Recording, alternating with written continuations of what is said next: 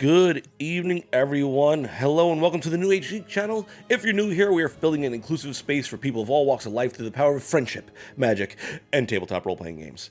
Tonight we have Forging Fates, a sober D&D campaign set in the Critical Role world of Exandria, following our adventuring party, the Fists of Fate. With that said, good evening, my amazing friends. What about the rest of us? And you too, Dom. Breaking news, guys. The New Age Geeks includes more than just us. Yes. No way. It relies on all of you wonderful geeks and your participation in this community that we are building together. Keyword, together. If you want to become one of the New Age Geeks, you absolutely can. Just make sure to subscribe to our YouTube and Twitch channels and join our Discord, where everywhere you will find moderated chats, emotes by one of our favorite geeks, Sarah. Love you, Sarah. Love you. And chat rooms with the cast and other members of this growing community. Remember, the best way to help us out is with engagement. So we'd really appreciate if you would watch the video all the way through, like, comment, share, subscribe, and hit that notification bell so these platforms know to share us with everybody else. And by the way, beyond that, we also have posts going up on Twitter, on Instagram, and TikTok. So if you are on those platforms, make sure to follow us for more geeky goodness. Hey, show of hands, how many people have Amazon Prime? I do. But you know, what's really cool is if you have Amazon Prime, you automatically get Twitch Prime, absolutely free. And that scores you a free 1 month subscription to the channel of your choosing. Just any of them. Any at all. You just go in, click it, use the subscribe with Twitch Prime. I wish I could speak today. I'm still waking up. I'm sorry.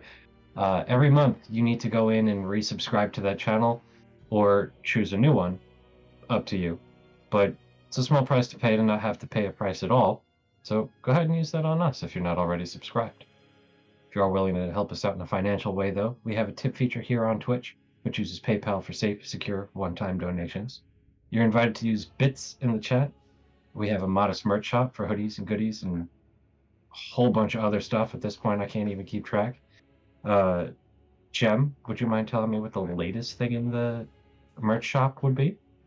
Our new line of chaotic bisexual stuff. Chaotic For all bisexual of stuff.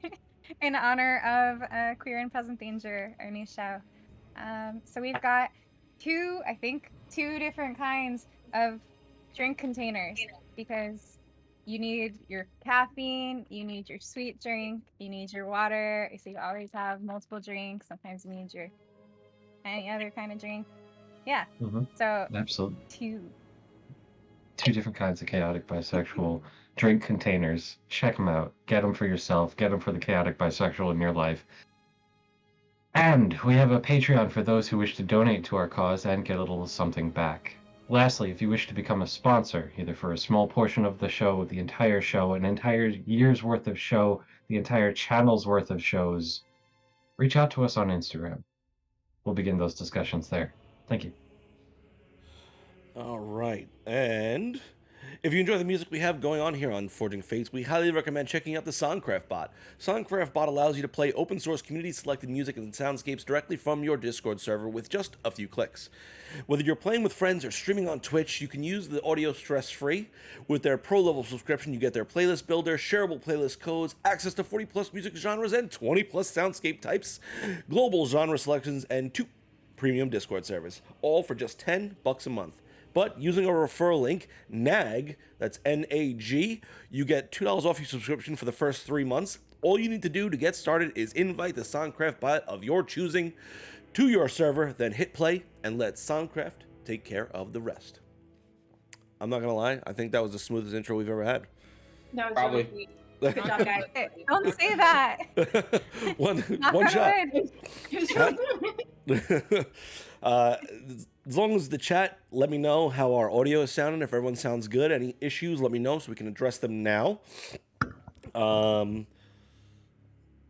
Thank you for the 3-stream streak, Halcyon.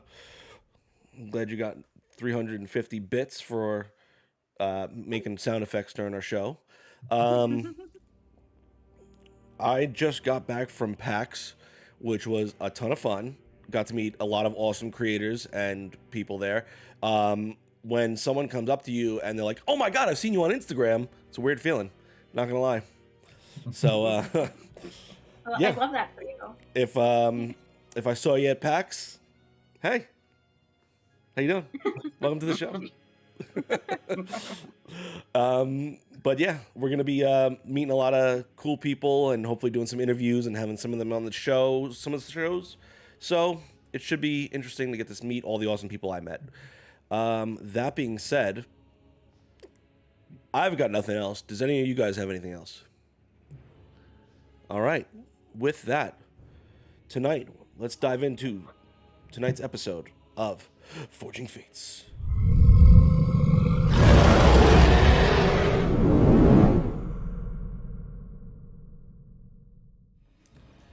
Okay.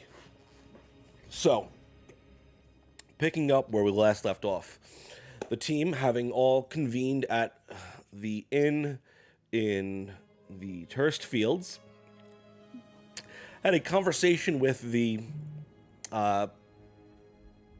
proprietor of the establishment about the available custom inn rooms, and there was a lot of discussion about what those rooms mean and what kind of equipment there can be in those rooms, and there was a lot of interior design laid out for these rooms, and we learned some things about some people. But yeah, from there, I think the next thing that happened, forgive me, my brain seems to be a little fried still. Finnick began to reach out to some of the other individuals you guys have met along your journey. One of them being the Pike Trickfoot, in which she described the current situation in Whitestone, in which there was a attack happening, and the hero from Vox Machina, known as Grog Strongjaw, had been felled. From there, she reached out to Citric of the Platinum Guard in Vasselheim and gave him a brief rundown of the situation in Whitestone, informing him that there is a potential for an attack or some sort of movement towards the Earth Titan in the center of Vasselheim. And from there, the team gathered up, resting in their rooms for the night. Finnick, having spent the night praying, was visited by an entity. Who that entity is, she may or may not know. At which point, she was able to muster her strength and courage and break from the chains that had bound her, igniting her flame wings once more. At which point, she was met by a Kieran, the golden horse-like creature of the celestial plane, seeming there to help answer her prayers in a way. As the next day rose, the team gathered up once more and headed out towards the Dawnmist Pines. Upon entering, they quickly found that they were being trailed by a pack of squirrels and chipmunks. Upon confronting this pack, is that what that would be called? I don't know. But someone look it up, chat. Let me know. What is a pack of squirrels called? From there, they one of the squirrels transformed into this. I think it's called a quell. There you go. A quell of squirrels. I love that. If that's true, that is phenomenal. That's so It might great. not be, but I miss Adam, so it's a quell. From there, the squirrel transformed into an Arakakra with multicolored feathers, and a conversation began to ensue in which she said that they weren't welcome in the forest, and as this conversation was beginning to escalate, eventually they were attacked by a giant, which was enwrapped in vines and wood, as well as two lizard-like creatures as well, made of both vine and earthen elements. Gormrog was grabbed and beaten very close to death, but eventually the team was able to succeed. And we lost stream for some reason. I don't know why.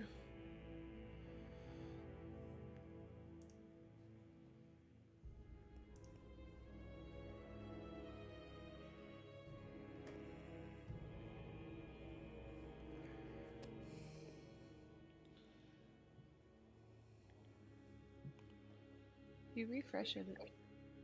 I refreshed it and it's fine. Yeah, it's fine. Oh, Okay. not anymore. Nope. It's gone. Oh yeah. Mine says an error occurred. Please try again. All right, I think we're back. We're back on my end. I don't know Yep. why this stream is dropping out. Looks like it may be a more in-depth computer search for me in the future. But we'll see how well we do today. This is all being recorded, so if there are any parts you missed because of stream issues, make sure to catch it on our YouTube channel in a week from today, and you'll be able to watch it without issue. We're back. Should have I've- knocked on wood, Joe. Okay, so anyways, eventually you were able to defeat the creatures, and the Arakakra, who identified herself as Eliana, agreed to bring you to the actual village of the Dawn Warden Circle. So, that being said,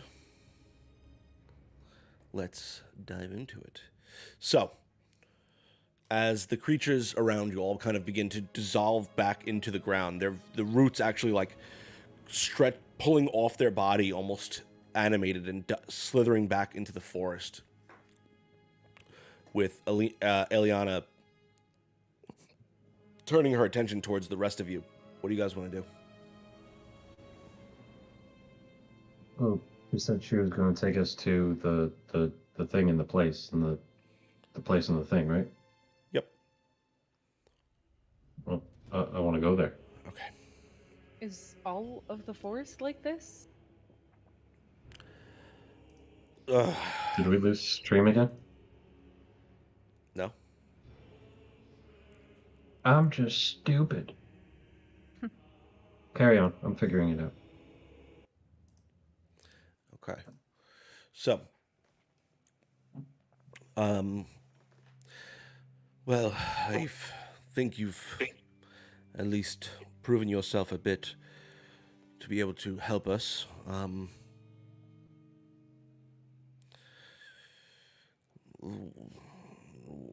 Who are all of you? I'm Finnick. I'm Clover. And Golmrog. The Hey, top I'm Tristan. person. And that's Bramble Thorn Whisper. You might know him. Yes, I am Bramblethorn Whisper. It's a pleasure to meet all of you. And then the five of us, and I'll point at our group, were known as the Fists of Fate. Oh, that's interesting. Heard of us? No, of course not. But it's interesting that you've decided to name yourselves. It's cute. Why? Is there a name you'd rather have? Why is Aren't it you the interesting circle? that Wait, would aren't make- you the circle of the Dawn Warden? Dawn Warden? Isn't that a name for your little group? Anyways, shall we proceed?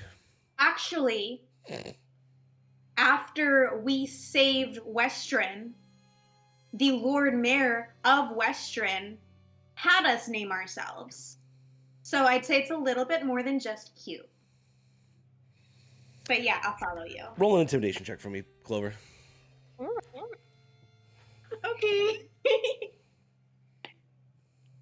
That was a 16. Okay. Not bad. As you kind of lash out a little bit, Clover, feeling the disrespect that this Arakakra is giving you, she kind of tilts her head a bit to the side, and you see the like a confused bird, just the head cocked to one side, and you see her eyes narrow for a minute as she kind of like eyes you up and down, but then begins to turn. Very well. Then let us proceed. If you will all follow me. Got it. That Thank you. she turns and begins to make her way deeper into the forest. Do-do-do-do-do-do.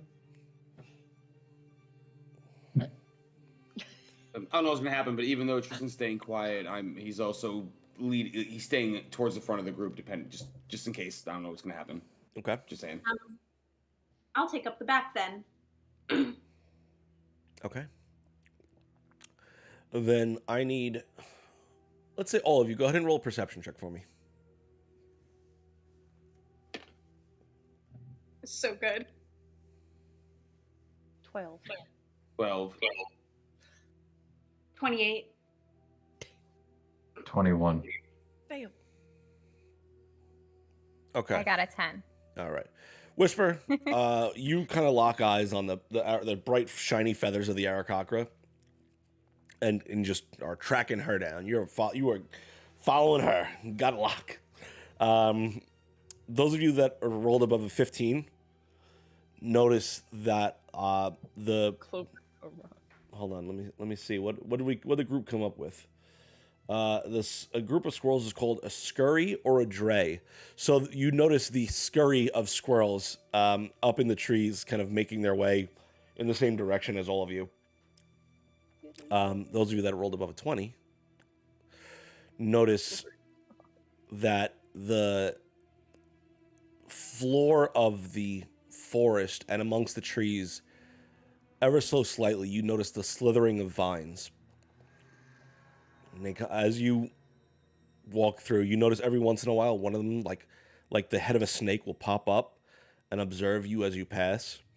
But you just see them kind of pushing through the forest, growing outwards almost. Noted.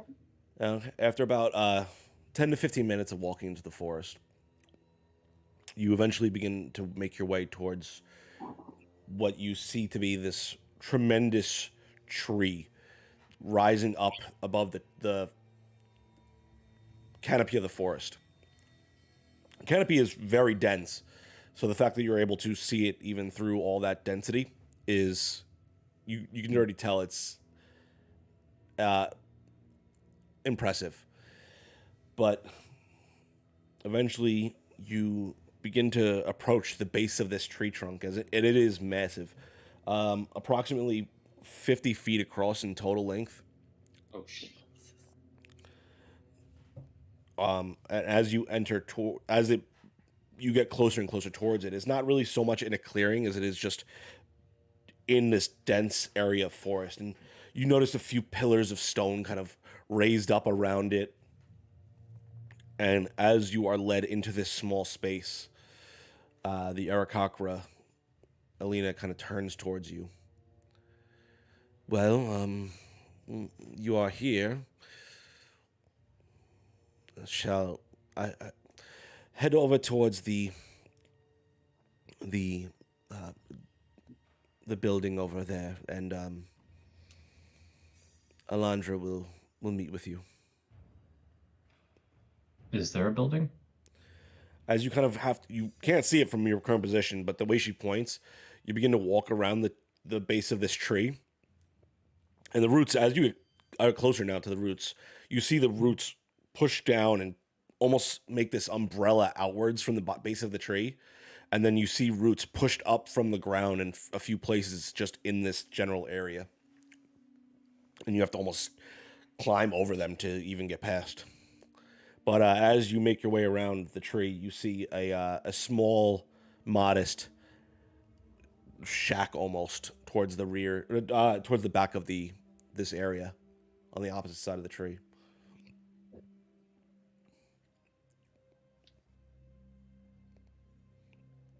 We walk to the shack. Mhm. Okay. As you make your way, Whisper, roll a perception check for me. Sure. Oh, that's not 20.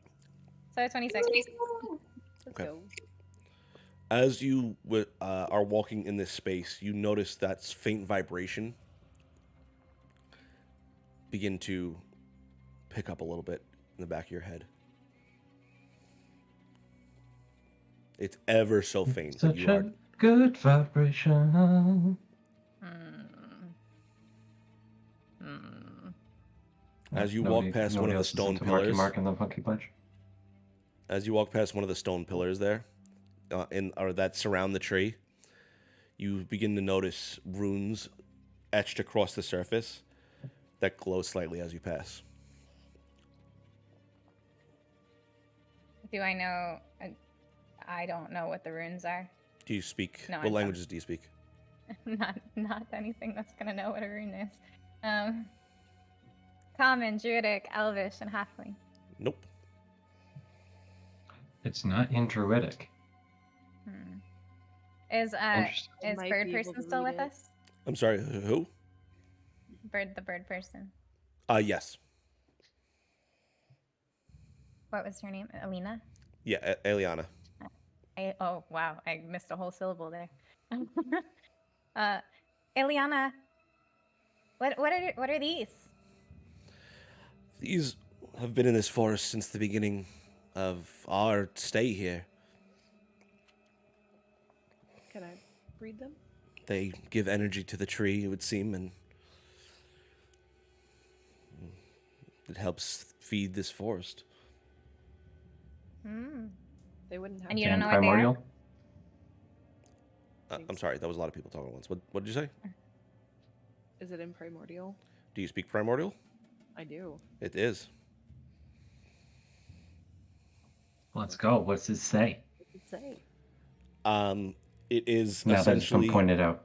It doesn't say anything particular, but it is. The runes are laid out where it's drawing. There are runes that essentially draw energy in from nature and then push it back out. So it kind of acts as like a focusing stone, a focusing rod.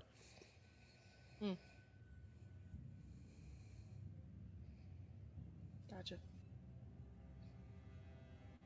It's kind of like breathing, in a sense. So it's focusing the energy, right? Like I could focus ki, right? So it's drawing energy in and then pushing it back out. It's like breathing. Finnick, Yeah. did you make it known that you know what it says or no? I haven't said anything yet, Okay. but Okay. yeah, it's Well, basically what Gormrog said. Whisper's gonna hang back and you said it glows as I get close to it or as I walk by it? As the closer you get to it, the brighter it glows. Okay, well I'm gonna figure that out by going close to it and then further away. And then close to it and then further away. As you get close to it, you feel like a warmth energy coming from it, and you feel it like tickling against your fingertips, and you feel like you want to reach out towards it. Every time I felt this feeling has been bad.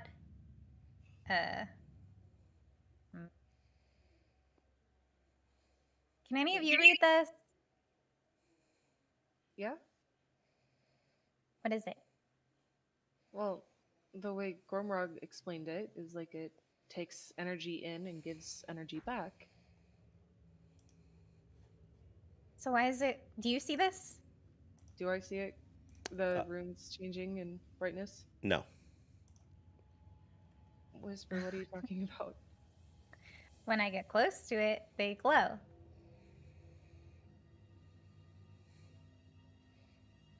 Maybe, Maybe it's like no. a druid thing? I mean, I don't notice a change in anything. Hmm. Okay, let's go to the hut. Okay. Okay.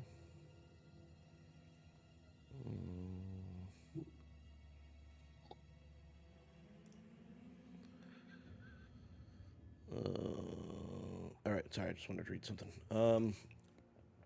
Okay. As you pull away, you feel that vibration kind of gets slighter. Whew. But with that, as you make your way over to the small cabin, you eventually poke your head inside, and inside you see a silver-haired elven woman, robe adorned with feathers that kind of just drape along her shoulders. Her eyes are closed as she sits down towards the rear of the building. This large runic-like circle etched into the floor in front of her. Just looking at her sitting there, you can sense the graceful and etherealness coming from her. You, Whisper, being a druid, can sense the nature magic pushing out from the woman. Just intuitively, you feel that harmony, like a harmony between the two of you. But as you kind of get closer to the door, without even opening her eyes, she kind of just, her head tilts up towards all of you. It's a pleasure to meet all of you. Would you all like to come sit down? Hi, I'm Whisper. I know Whisper. Gormrog, Clover, Finnick, Tristan. Please. I'm gonna go to her. Take a seat. Yeah. Are we sitting on the floor? Yes. Okay, I'm gonna sit like crisscross out. Yeah. That's how she's sitting as well. She's got her legs crossed in front of her. Put my hand on Tristan's shoulder. And that's when I said, because I wasn't going to. Okay. I'm So gonna Finnick is sitting on one kneel side. down. Who's sitting on her other side? Okay. I'm gonna be like across from her. Okay. So, as you all begin to make your way in, the Eliandra behind you, you hear her kind of shifting this panel across the opening of the door. Are you adding syllables to her name? I don't think so. It was Ileana, now it's Iliandra. Well, you No. said Eliana too, and now you said Eliandra. No, there's no D. He's combining You- Elijah and Elliot. I have Eliana written down. Eliana. That's what it is. Are you gaslighting us right now? What is I happening? know, right? I was like, wait, That's I like had one name written down. I definitely have Joe, Eliana written down. Joe, for the sake of my notes, please tell me how to spell this woman's name. All right. A-E-L. Oh, Jesus. You can see my issue. So like Uh, Eliana. A-E-L-I-A-N-A. Oh. Oh, I had Okay. it spelled completely wrong. Did anybody get that? No. Yeah. I had Chat included. Did anybody get that that's the verb? A-N-N-A. Oh my goodness. And the woman that we're now sitting with, what is her name? That is Spell it. Elandra. E-L-A-N-D-R-A. Okay. That one right. Okay, I understand what happened now. Yep.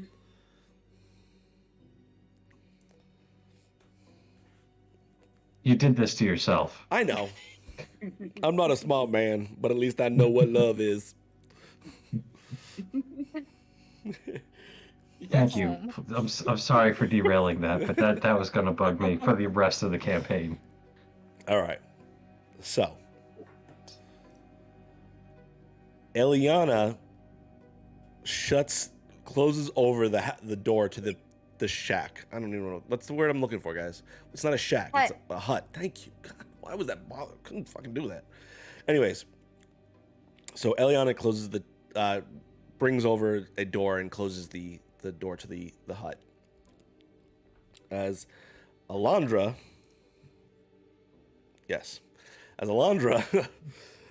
doesn't open her eyes as this all begins to happen, as you sit next to her. She reaches her hands out on either side towards you, Whisper and Finnick.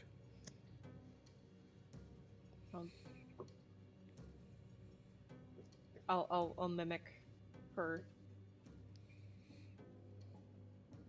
Like, do I get the vibe that she wants me to put my hand in hers, or Yes. just like sit there like? No, she's looking to hold your hands.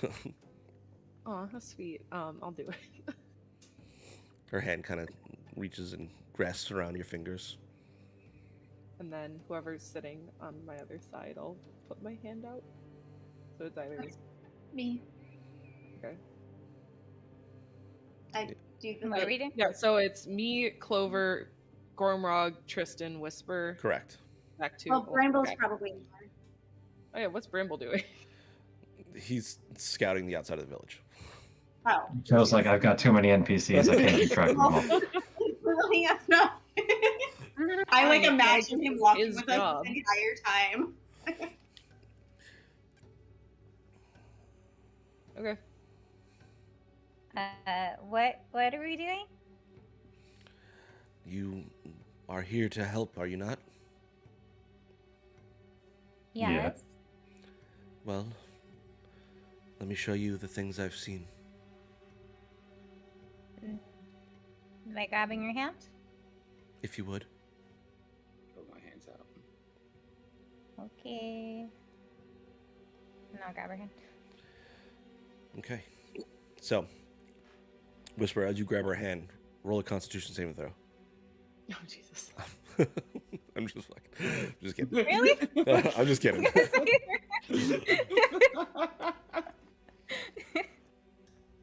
As you all clasp hands now, does anyone not? Just so I'm clear. I'm grasping. Okay. So as all of you grasp hands, the runes in the center of the room, you see them begin to illuminate and begin to shine upwards and connect with the ceiling of the hut. And the whole space begins to envelop itself in this green shimmering light. As you all kind of turn your attention back towards Alondra, her eyes are still closed, but you see this glowing green over her eyelids. This is how I see now. In my old age, unfortunately, this is the only way I'm able to see the world. And as she says that, you instantly, around the room, see this perspective of what you gather is 100 animals. And the views begin to shift and change as you see eyes, as you're all behind a set of eyes, they're all dodging and jumping through trees and flying above the canopy. And it almost feels overwhelming to you as all these perspectives are coming at you at once. You notice another set of eyes that kind of begin to take over the rest of the space, and they comes down towards the center and begins to fill the center of the floor. As you track these eyes, they are running through the forest. And as it kind of looks to the left and the right of it, you notice a pack of wolves kind of at both sides of this creature. You get the sense that you're in this pack now as she is tracking this creature. They're tracking this wolf through the forest. As it runs for a bit, you notice it come up to this craggled ground that looks like it's beginning to erupt out of the ground. These trees are cracked and broken outwards as this mound of earth is being pushed up from below from something. though you can't quite see what. It's not actively pushing up in this moment, but you see something big underneath it pushed up like an explosion underground that bubbled out the ground. As the wolves kind of climb up this small artificial hill, they look outwards into this large clearing of space, and you see this bright glowing fissure in the ground in the center of this depression now. As you look towards it, you see that creeping vine that some of you saw crawling across the trees. You see it pushing out from the ground, from this fissure in the ground, and spreading outwards. You see some of those lizard creatures that you had faced earlier crawling from the fissure. You see that strange giant-like shambling mound-like creature clawing its way up from the fissure. You see trees in the area warping and twisting towards it, sprouting more limbs and growing what you can only imagine to be legs as they begin to birth from the surrounding environment. You see vines begin to bind together, forming these almost humanoid forms. And then you see him. A creature or a humanoid-like form bound between trees, his arms outstretched to either side of him. You see the vines piercing through his forearms as it just drips this viscous fluid with each puncture wound into his body. You see his skin darkened, almost turned bark-like around his chest. You see his hair, what used to be hair at least, kind of forming together into these thick, almost like roots and vines amongst his hair. And as the vision of the wolves kind of get closer, you see him look up towards the wolves. His eyes glowing this dark emerald green. And he kind of raises up a hand, and you see stone explode from either side of the wolves and just crush their bodies.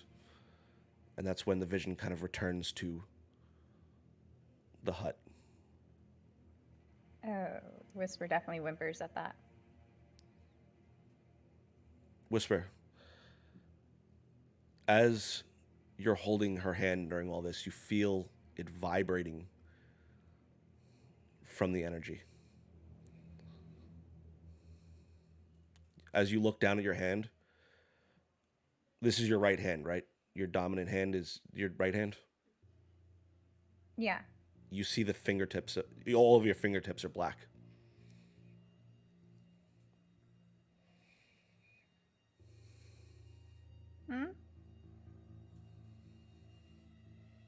What does she do? She releases your hand and doesn't fight you at all.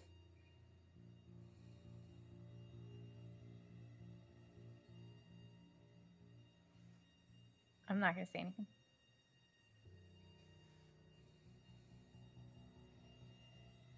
Clover, you're muted.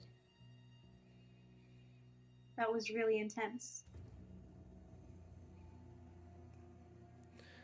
As the lights kind of begin to return to normal, a small flame, a small magical light appearing in the four corners of the circular hut. You notice a small chipmunk kind of make its way out of Alondra's collar as her eyes are still closed. You see the chipmunk kind of glancing around the rest of you. That is what we have been dealing with.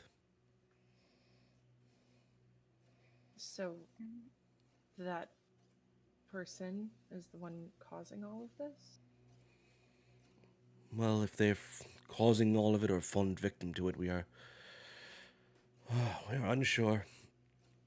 Gathic has always been a little hot-tempered, let's say, but never to the point where he would hurt us or any of the Wolves? animals. Yes, wolves. It is tragic. What did you say the name was? Gathok. Does that name ring any bells? It was one of the people you were told that could possibly help you in the Dawnwarden Circle. And that's the one at the center of the epicenter. According to Alondra.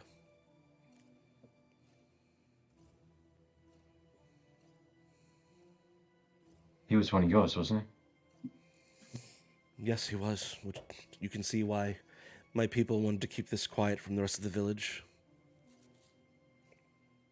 Well, unfortunately, the village has taken notice of your silence. And first and foremost, thank you for sharing that with us. I know that wasn't easy. I'm grateful for your trust. Well, you have protected one of ours, so I thought it was... At least your intentions are noble. And you see her kind of look towards you for a moment, whisper, and before turning back to the rest of the group.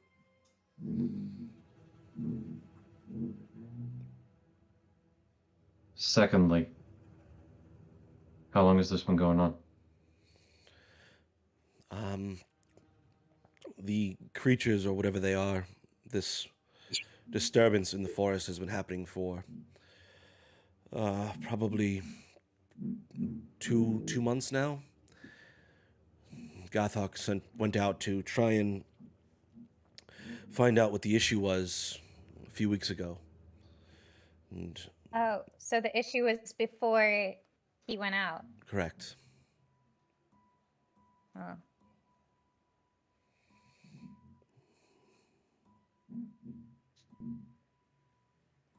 Did you notice any strange events prior to it happening? Something falling from the sky, the ground shaking, a Well, new tree. there were tremors in the ground closer towards the start of it, and then it progressively became worse.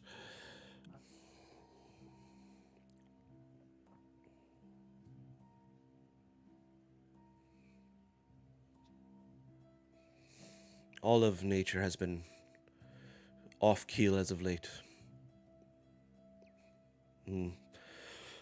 While I don't know why, I'm sure there is more going on to all of this.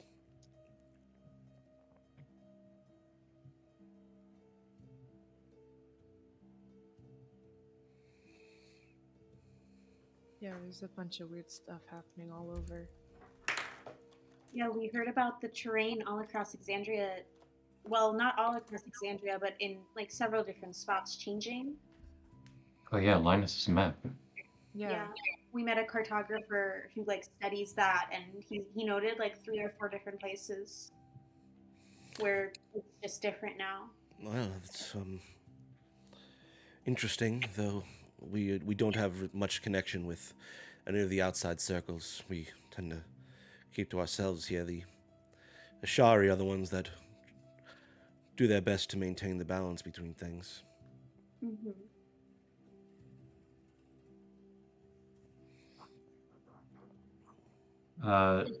TM, Player. clarifying.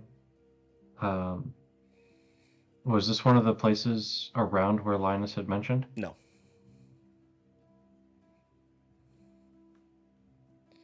So maybe either this is an additional place or unrelated.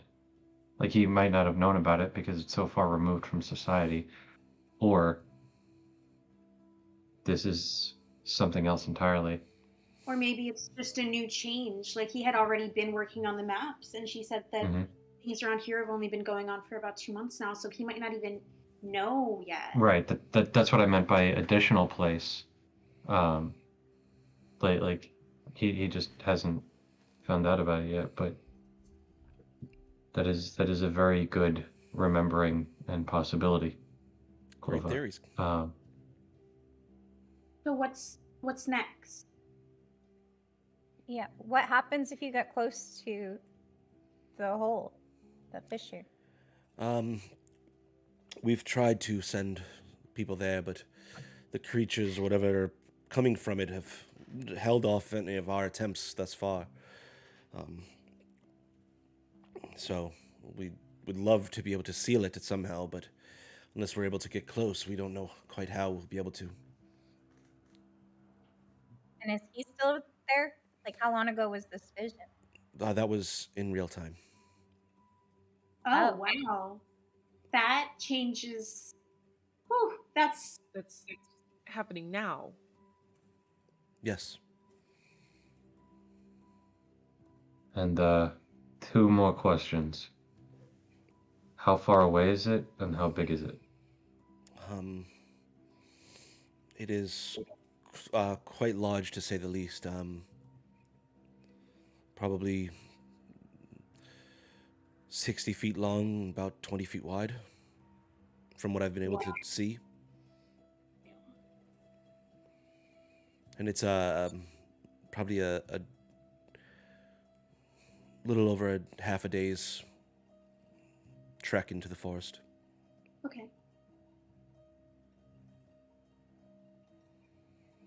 So we should move soon. What do you think we're gonna do? You came here to help, did you not? We did come Well, here to help, but she's right. I think we need a little bit more well, I guess you just gave us the most information you can, but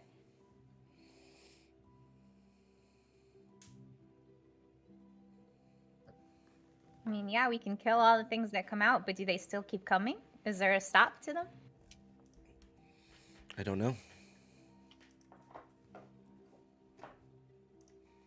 We haven't been able to get close enough to find out.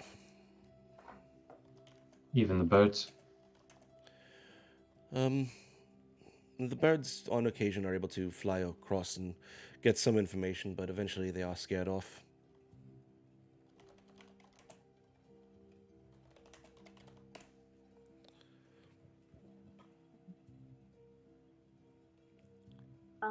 Finnick, you know a lot of magic. Do you know anything that fills a black hole? Not off the top Uh, of my head. I will send druids with you to help with the sealing. Yeah. They just need protection. So we're the muscle.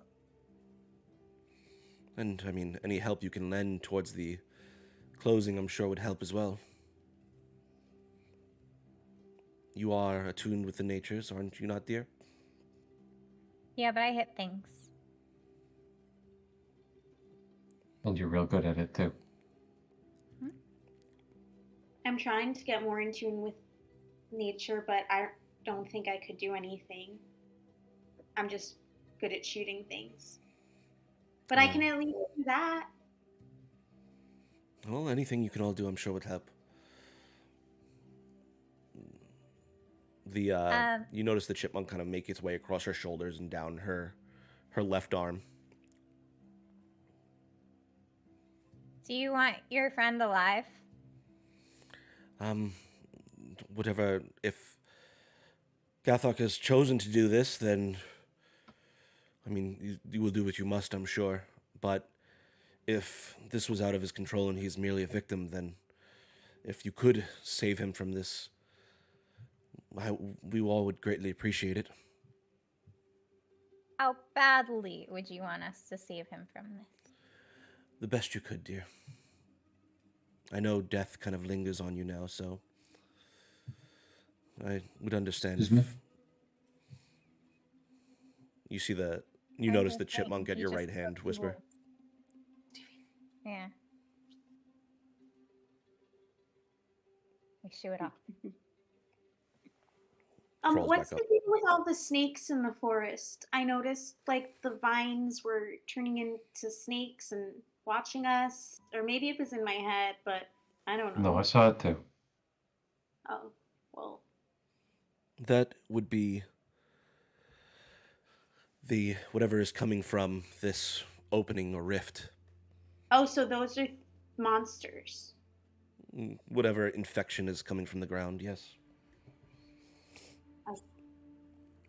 Do you think that they're watching you back? I wouldn't put anything past them.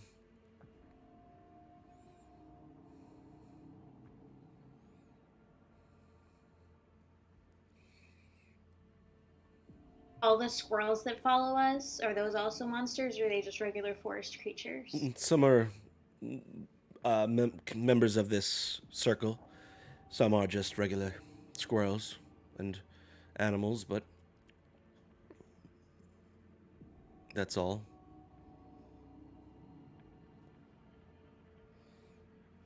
Okay, well. Is there anything else? Well, not that I have for you. Quickly, can you druids be available to leave? Leave where? To go to the thing. Oh, You said We it's a half a day's travel. we could be ready within an hour. Start that. Very well. Well, if we leave now, we're gonna get there at night. What time is it? You are looking at probably 3 o'clock in the afternoon, based on the trek through the day. Oh, yeah. Belay that, start that. Do you think maybe we should get some early rest and wake up at like 3 or 4 a.m. and head out? It'll still be night. Yeah, but we won't get there at night. But whatever. Oh, yeah. Travel times. No, you're right. You're right. You're right. I don't know why time doesn't make sense to me right now. It probably doesn't even matter because we're in a really dark forest. It's gonna be scary. Well, no I matter. mean, I imagine that with all the overturned trees and the giant fish in the ground, it's created some space in the canopy. Should let light in, yeah? Yeah. In the vision, you did see that light was in that space was cleared mostly. Mm-hmm. I mean, I don't care either way. I'll do what I need to do, but I think I'd rather leave super early in the morning and get there while it's still a little bit light out. That sounds like a sensible plan to me. Anybody else have an opinion? Yeah. No? So, wait, stay or go now? Stay, leave in the morning. Like super Yeah. early, like night morning. It'll give us time to rest up in Gormog. I know you got hurt pretty badly earlier. Uh-huh. So, rest, regain some strength. Okay. Yeah, I did do that, didn't I? Maybe that's why Yeah. time doesn't make sense. saved How you. hard did I get hit? You did. Pretty hard. You looked pretty bad. I was actually thinking about using some of my energy to help you because it wasn't looking great, but luckily we beat all the bad guys before it got too bad. Yeah, I you mean, go like, Talon some good food. Alan, huh?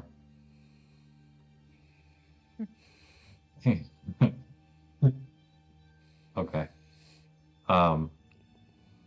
I don't know, and I'm gonna look at Ilandra, Uh-huh.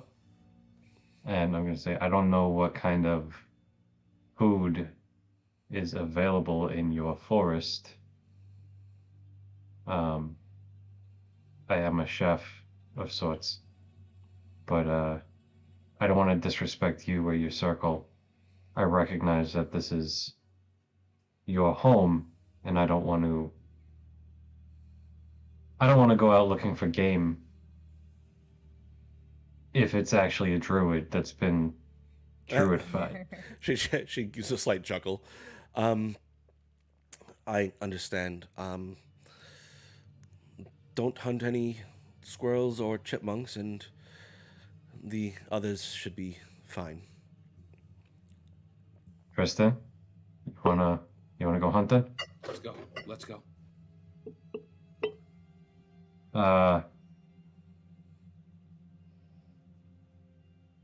any of the rest of you want to go hunting? I'll come along and Yeah. forage. Yeah, I'll come just on. stay around here and forage. I don't have to go with you. I mean, the point is, I'm not trying to exclude you. You're welcome to join if you wish. I don't feel excluded. Okay. So we go off and we hunt. Okay. Everyone's going? I'm gonna stay am. right around this area and forage Sure. either by myself or with whoever wants to stay with me. Okay. I was staying behind. Just no reason, just needed some like rest. Okay. So Finnick, you're just hanging out in the village. Clover, you're scouting around the village, and the rest of you are going actually hunting. I'm basically gonna try and find ways to help that I can with either Alondra or other people of the village. But I'm not leaving the village. I got you. I'm okay. Yeah, you're just scouting around Along that those out. Yeah. lines. Okay. Okay. So everyone, go ahead and roll survival checks. Finnick, what are you trying to do exactly? Not too sure. Basically just see if like Alondra needs any help with anything, or the other girl's name that I already forgot, the Aarakocra, Okay. Eliandra, Earlier. or Eliana. That one. Liliana. That one. Yep. See if either of them need any help while the others are out. Okay.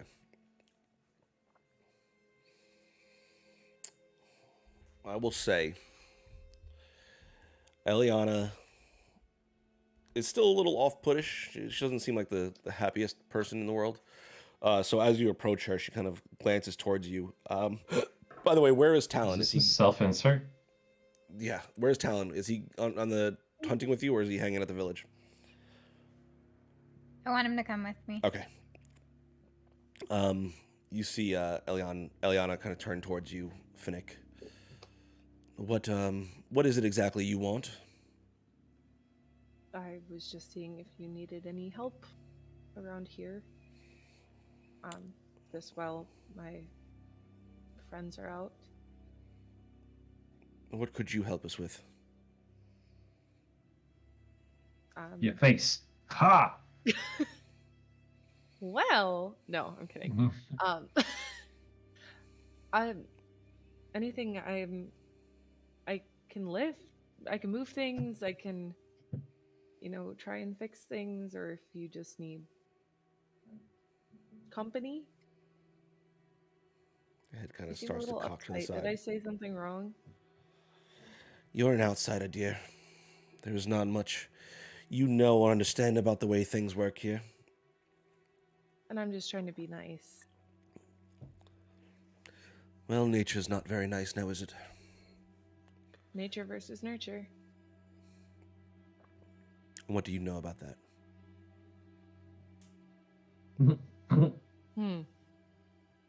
I think I know plenty.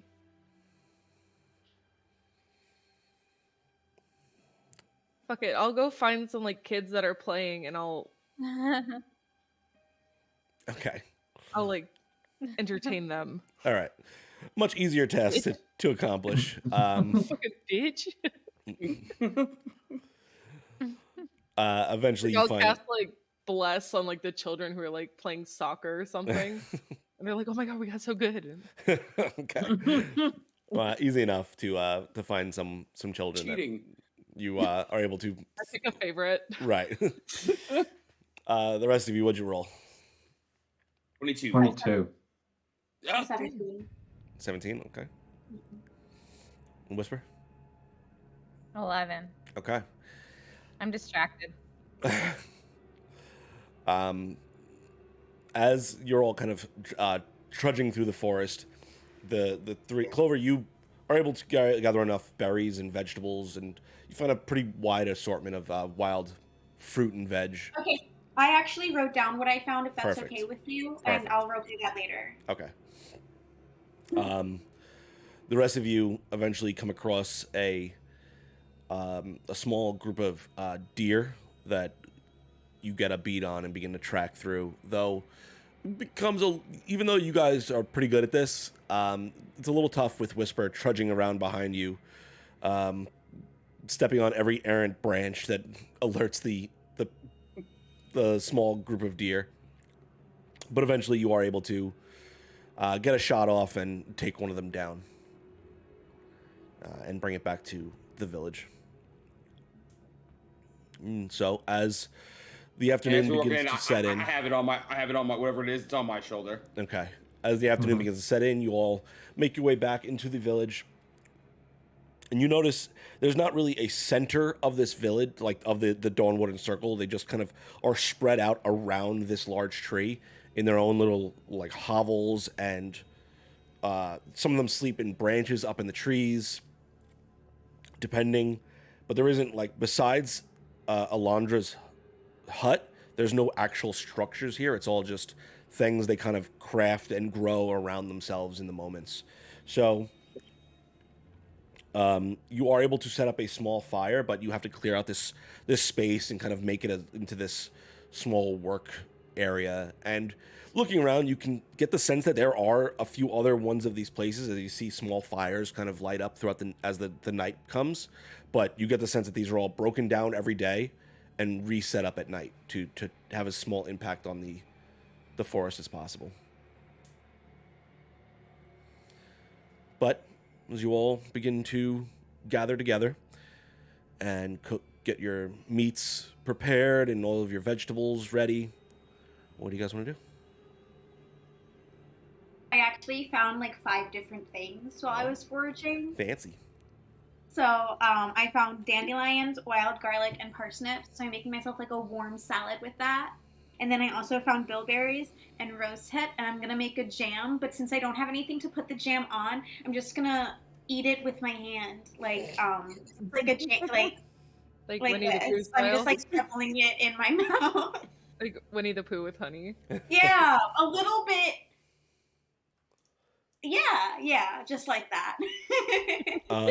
For those of you that are new to this channel, food, huge thing on this channel. Everyone's got to cook.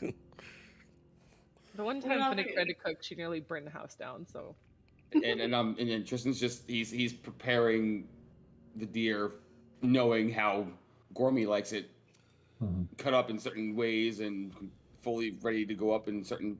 Yeah, he's a good helper. He helps me in the kitchen. It's so nice of him. But while Tristan is doing that, he's also being very, very, very aware of everyone around him. Like, looking at all the people he's never seen, just in a new space, just being very aware of everything around him.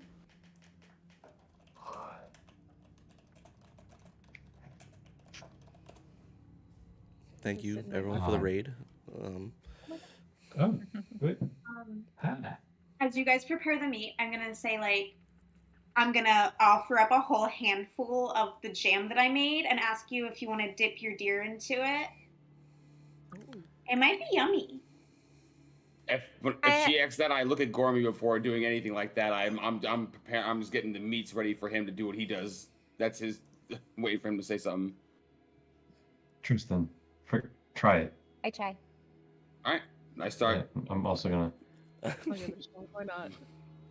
The jam is going to taste like a kind of like florally blueberry jam. Ooh. As you all are trying jam, you see Talon's head kind of pushes way into the center of the circle. When he does that, I'm gonna toss him. I've been chopping it up and getting the meats ready for Gormy. I have a couple of extras over here. I'm gonna start tossing some of the fats, intestines, and stuff that we don't use.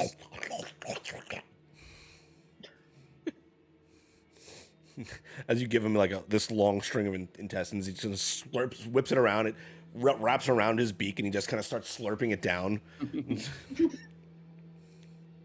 Give him a nice pat. Oh, you deserve it after saving our butts back there.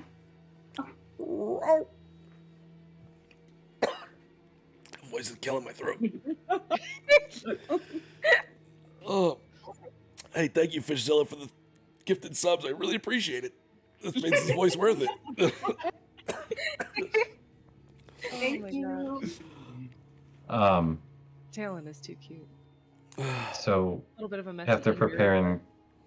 after preparing the venison and the accoutrement, I won't get too into it to save Joe. Thank you. I will make up enough for all of us and Bramble.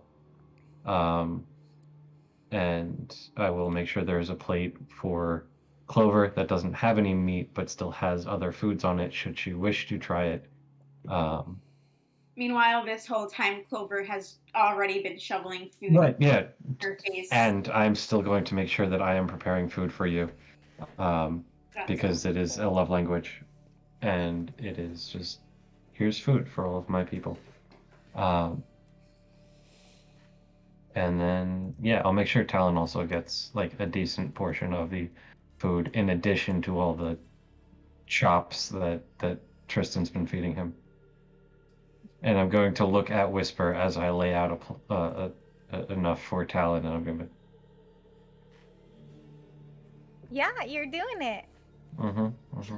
All the things that I gave him were all secret. No one saw it. It was me sneaking it to him.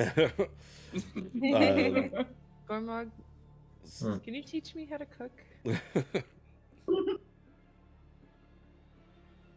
Yeah. Absolutely. What is it? Cilantro and balsamic? What are your two? Risotto and cilantro. Allie will keep that in my future.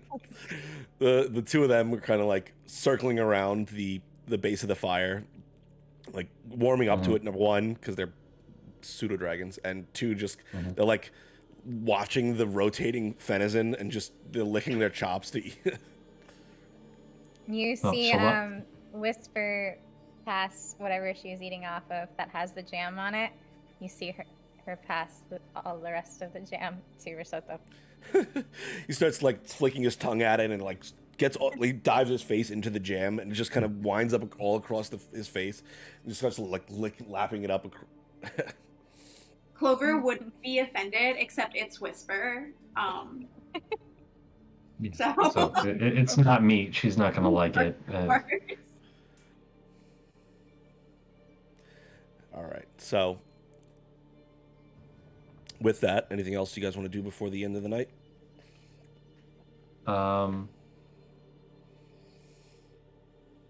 I don't think so. Okay. The only outside of that, just Tristan's just like, is there anyone that's watching intently outside of who we talked to already? That Tristan's just kind of looking around, looking to see if there's anyone paying more attention to us than anybody else besides the people we've seen already. Roll a perception check for me. 16, 17, 18, 19, 20, 21. Okay. Looking around, you're definitely still the talk of the town as you notice a few eyes kind of flash towards your direction every once in a while. You see the kids especially kind of like inch closer and closer to your camp, like listening in. And you see them kind of like inch towards Finnick some more, having spent a little bit of time with her earlier. But as you kind of look towards them, they almost fall back into the shadows and scatter. But yeah, no one besides that is really giving you any like aggressive notice.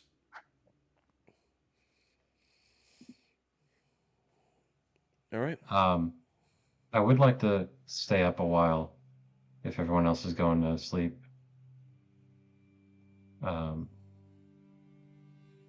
Just not to do anything, just to reflect.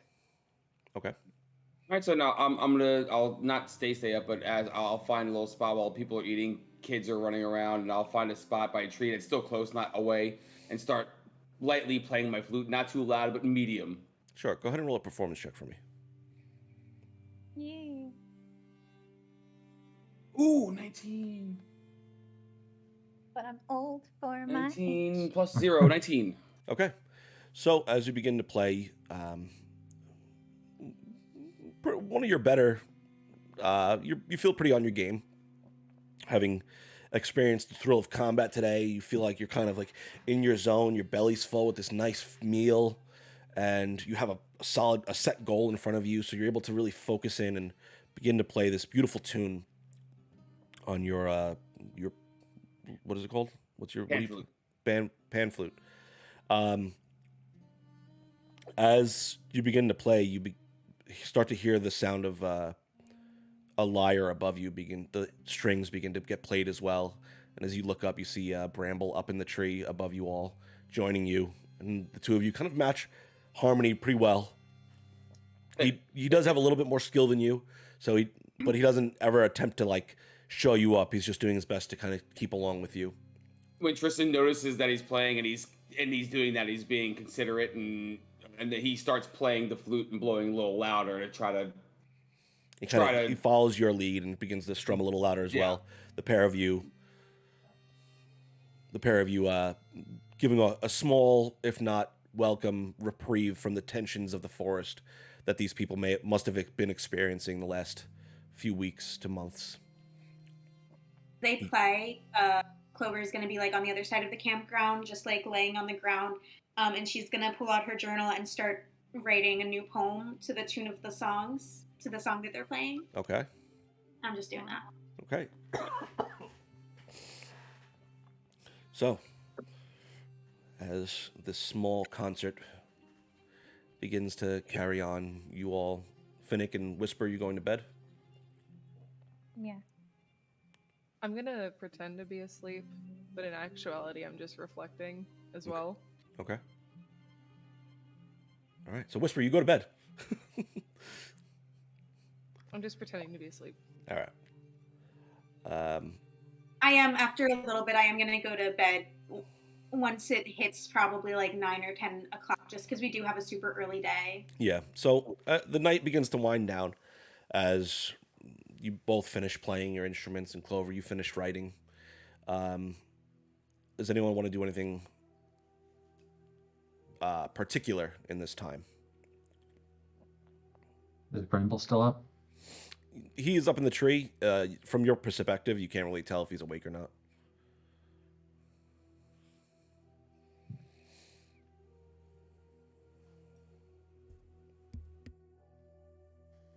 I'm gonna throw an acorn at him. Roll a dexterity check.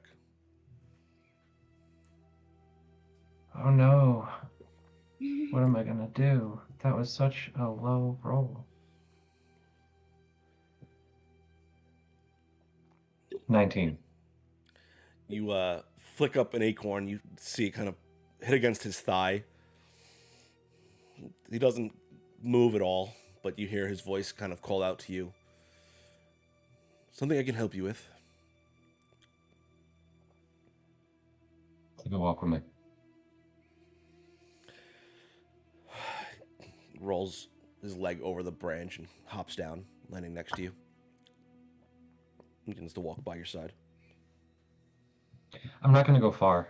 Just slightly out of earshot of, I guess, most. I know it's never really out of Clover's earshot. But I'm just gonna...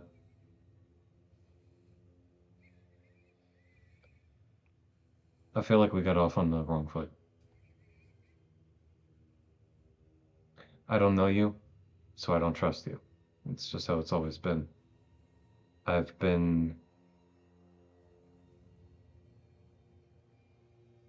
overly critical of you, and I wanted to apologize. I understand I can come off as a bit much, but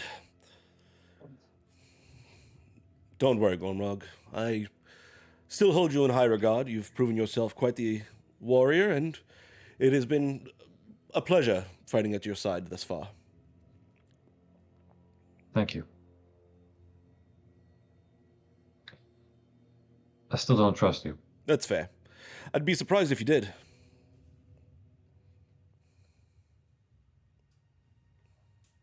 How aware are you of your effect on other people?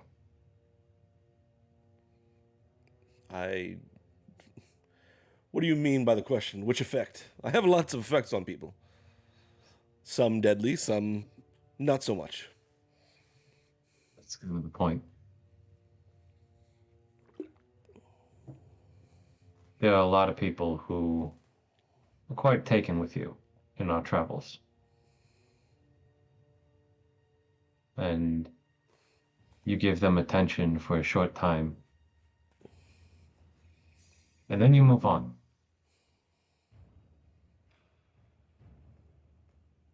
and you continue to live your life, be happy, go on your travels, have your adventures, meet new people, write the story of Bramble Thorn Whisper.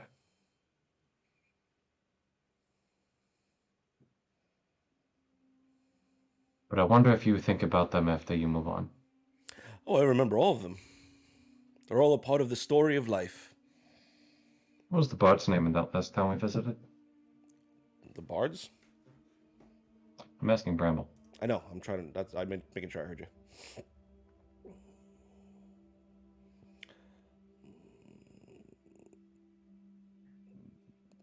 That would be Fela. Hmm. Have you met her before? I mean, I've been to that in the past. Yes. Hmm. Did you see her face as we left? Yes. How'd she look? Fine. Hmm. I had a different sense of that particular face. She seemed like there was an ache that she knew could never be mended. There's this effect you have on people where you fill them up really quickly. And then when you leave, it just drops off just as suddenly. And they have to wait for you to come around again. And I'm happening to notice that happening to somebody I care very dearly about, and I swear to God, if you hurt her, I'm going to break your fucking face. Hmm. Does Clover I don't- hear that? Roll a perception check for me, Clover. Continue. I'm gonna say at disadvantage because you did say you were going to sleep. Okay. Well, oh, okay. I thought that this was still happening, like, as nightfall was happening. I think Gormrog made it clear that this was like after everyone went to bed. No, it's like if everybody's laying down type thing. Like I wouldn't be surprised if she was able to hear it. All right, then just roll us flat. Okay. You guys continue while I roll. I'm just listening. I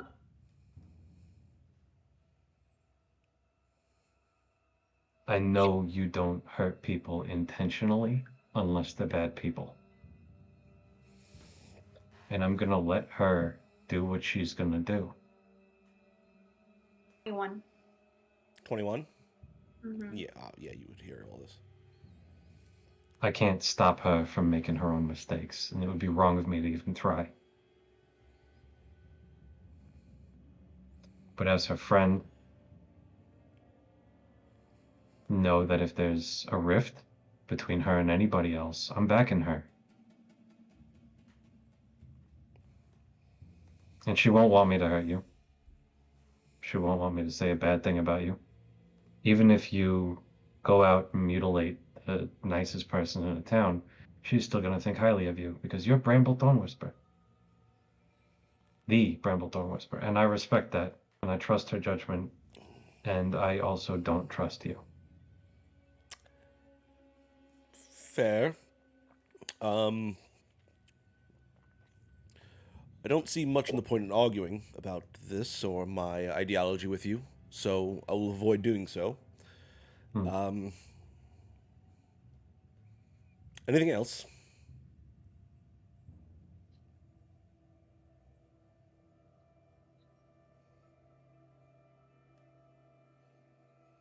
You are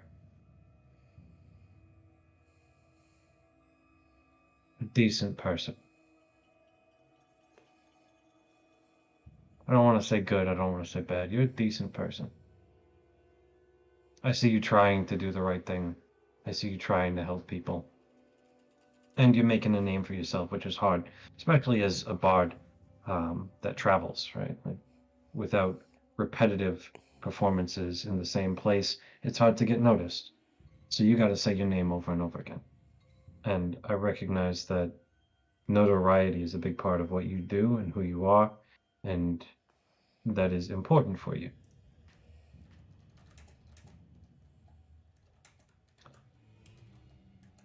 I was abused a lot by the people I grew up around.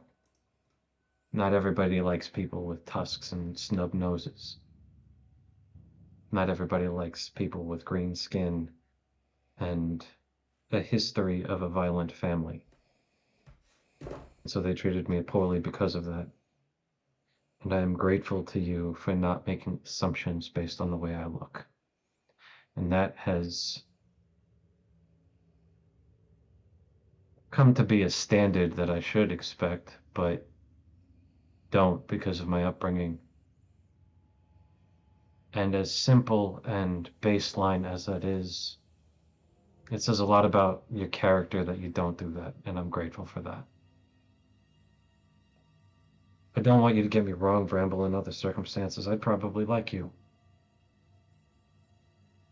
But as the mom friend of this group, they made a joke once and called me Gorm Mom.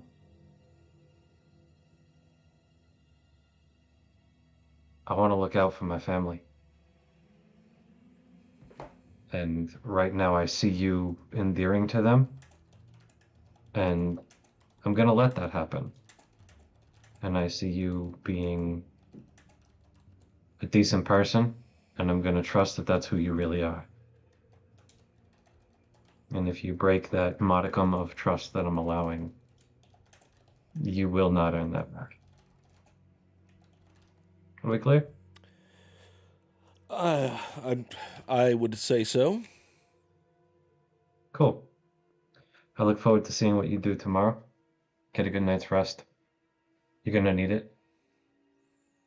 And I'm going to lead us back to where we were sleeping. Okay. Cormorant gets back, I'm going to be waiting for him. Right. Clover. Hey, I know you know I can hear you. And this isn't I the don't first think I can run far enough for you not to. This isn't the first time I've heard you talking about me. I overheard you talking about me with Finnick, and I just overheard you talking about me with Bramble, but nowhere during this time did you talk about me with me. Not once have you come up to me and told me that you're concerned about me, or that you think I'm making a mistake or a bad choice. If you did, maybe I could have told you how lonely growing up was, being the way I am in a halfling village. Maybe I wasn't treated poorly because I didn't come from a violent family. I'm not green with tusks. But because I look different, I was treated, and came from a nice family, I was treated fine. But I was ignored, and I was lonely, and it felt like I already had this story written out for me. I was just this weird adopted kid in a well-off family, just living my life. And then I came across storybooks from adventurers, lots of them. And one of them was Bramble. And he taught me that I don't have to just accept whatever fate was given to me. I can write my own story. I can go out there and look for my family and myself. And I was so excited to meet Bramble because he's been such a huge influence on my life. And so have so many other adventurers and teachers. But I don't have a crush on him. Just a celebrity. It's really cool. I've never met a celebrity before. I've barely met anyone before. But if you came and talked to me or really paid attention, you'd see that I don't like Bramble. I like somebody else. And then I'm gonna realize what I said and turn beet red, and go hide. What? My stealth was a natural 20.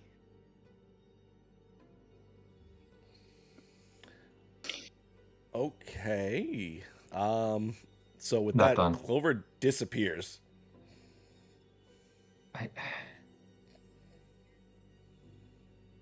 I'm gonna kneel down. just on my knees, hands in my lap, head down.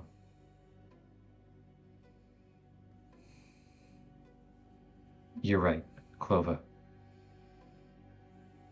You're right. And I'm sorry. And I'm not going to chase after you because I know you don't want me to. And I probably couldn't find you if I tried.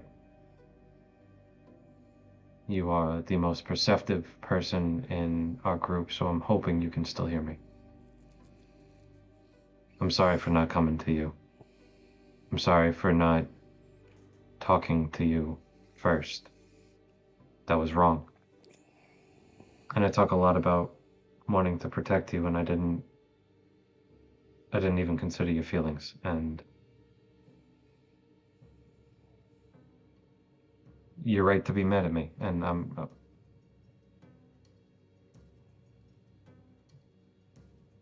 I hadn't even considered it, and I'm going to work on that if you'll let me.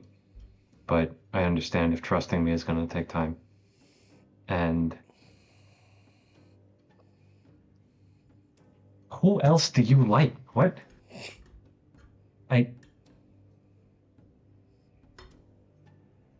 really haven't been paying attention. I really need to work on this whole understanding people thing, because the point is, if you'll let me, I want to make it up to you, and if you can think of a way I can do that. I am open to suggestions. It doesn't have to be now. It doesn't have to be a week from now. But if you'll allow me, I'll work on it.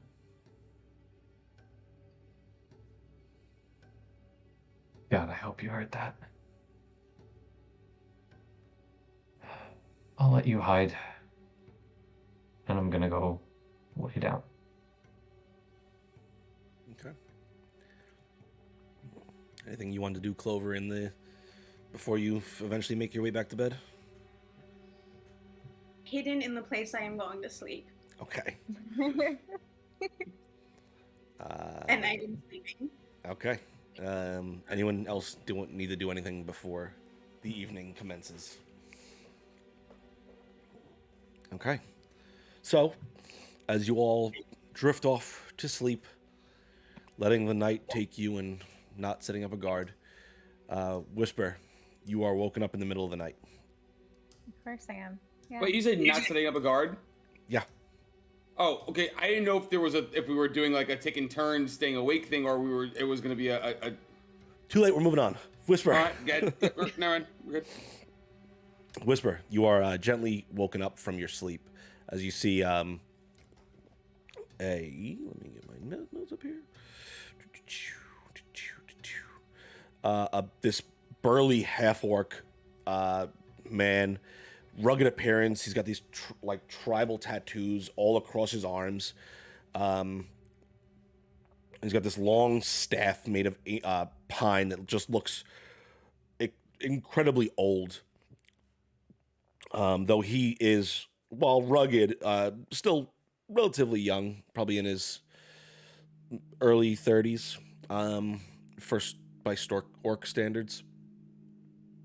You see him, as he wakes you up, he looks down on you, and while his face is rugged, you get this warmth almost coming from him, and though he is stoic in his appearance.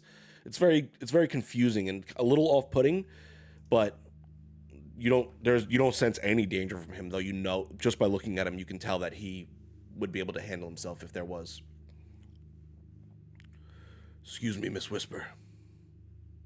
I imagine I would still wake up with a start, and probably my teeth would start to sharpen for a second before it recedes. As you jump up, as you sit up and the teeth protrude, he sees them and doesn't seem to jump or have any sort of reaction to you. And he just reaches a hand out to help you stand to your feet. If you would, come this way. Who are you? My name is Thorn.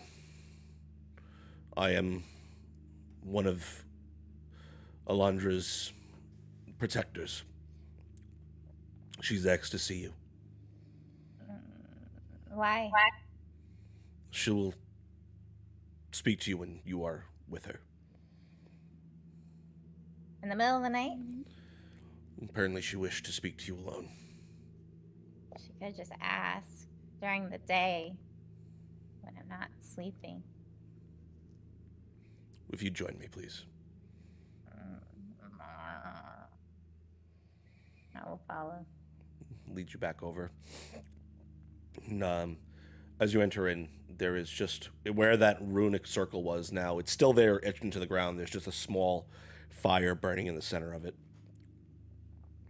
And you see her sitting there across. And as you enter in, Thorn just pulls the door across, closing you both in once more.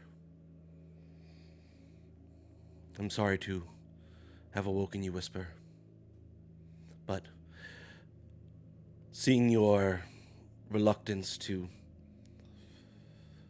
show your hand, at least, let's say, I figured you didn't want the rest of your team knowing. Knowing what? That you have bound yourself to the blade? I didn't. How do you know about that? I can sense it off of you. I'm sure you have been able to sense the elemental magic that radiates from it as well. Maybe. May I? What? See the blade. No. Okay. I don't wish to steal it from you if that's what your concern is. What do you know about them? What do you know about them? Well, in the time before, when the gods came to this realm, they were outmatched to the primordials. And that is when the Allhammer began to draw strength from the 6 primary and forge them into those blades, weakening them enough where they were able to be bound away to their respective planes and prisons. Those blades are dangerous but necessary. Whoever comes across them, if they are weak, then the blade will turn them and corrupt them towards the release of the primordials. But if one was strong enough, they could, as was done since the calamity, bring them together for under one guardian and protect them.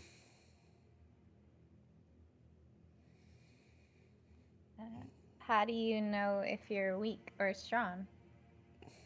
Does the blade speak to you?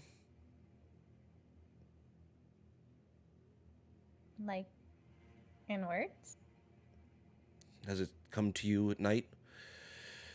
Has it whispered in your ear during the day? Maybe. Maybe it hasn't. Well, if Is it that has, a good thing or a bad thing? if it has, you must steel yourself against it. Otherwise, it will bind itself more to you as time goes on. And that's a bad thing. It will corrupt you. Oh.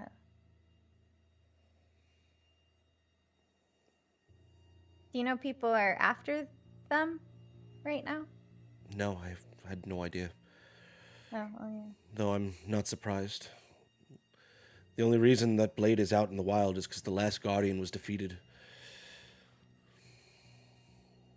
Guardian was what? Cut out. He was defeated. His will wasn't strong enough. He gathered them all together and then fell to their corruption. And while he tried to resist, eventually some found him, killed him, and the swords broke as it did his soul.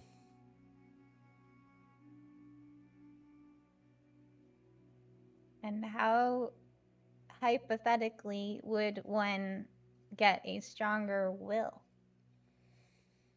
so they don't get corrupted?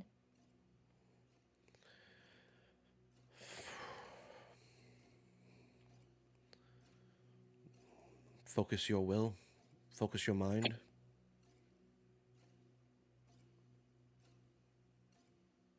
I think. Oh boy, that's a freeze frame. There you go. You're back. Am I back? Yeah. Okay, weird. I didn't hear an answer to that. Focus your Everything will. froze. Focus your mind.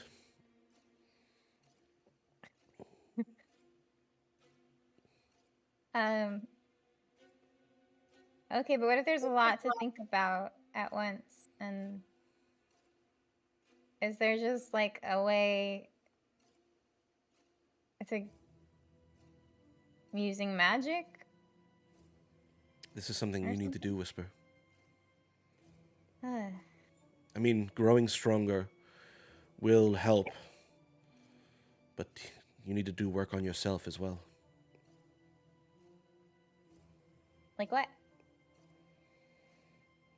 Like push-ups? I would say more mental work, as I've said.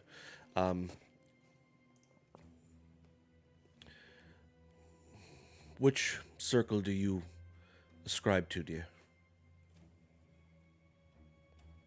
The moon. I see. And how is your control over your forms? It's perfect. I'm great. Roll a deception check.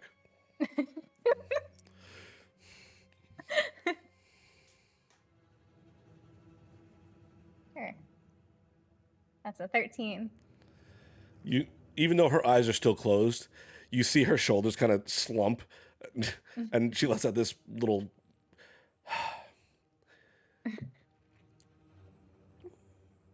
Would you like some guidance in focusing?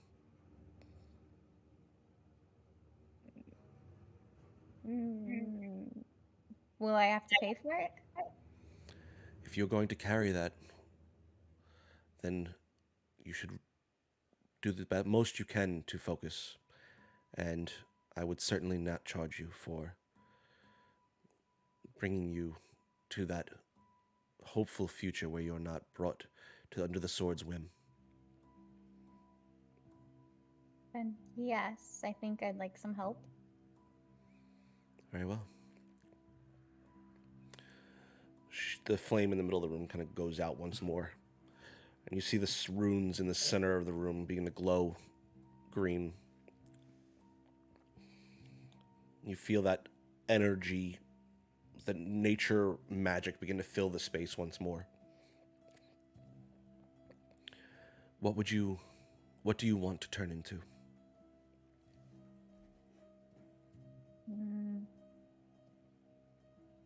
A bear. When you wish to turn into the bear, focus on what that means. And you begin to see all these perspectives fill the room. Not as many as before. A few of them begin to fill up in that area, and you see this lumbering, one of the visions is this lumbering motion. You see a few of them deep inside caves, just kind of like pulling these bits of meat and berries into its mouth. And you get the sense that you are getting the perspective of some of the bears that dwell within this forest. She begins to lead you into this meditation of this, what that means, and how to take on the energies of the nature of the bear energy. I need you to go ahead and roll a concentration check. I'll say at advantage to properly use your wild shape. Okay.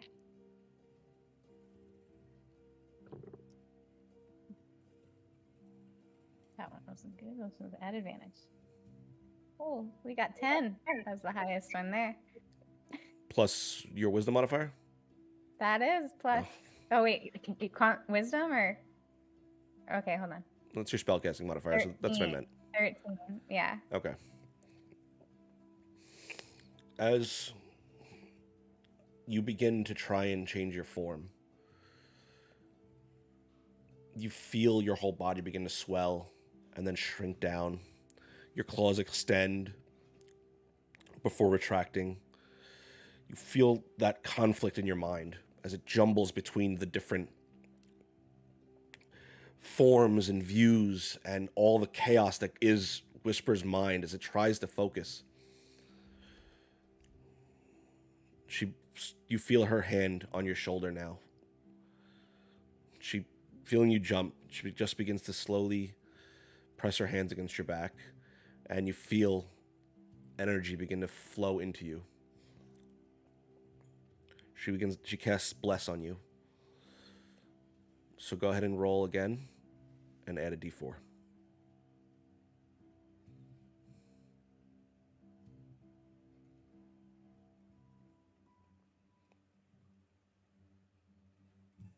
$14.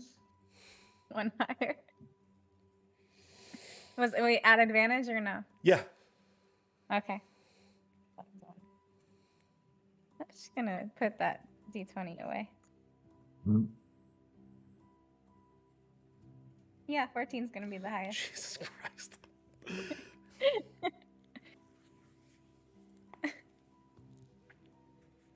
As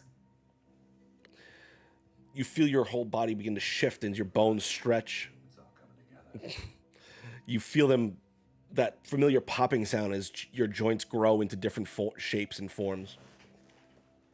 But it's uncomfortable, and you feel yourself forced back into your normal shape.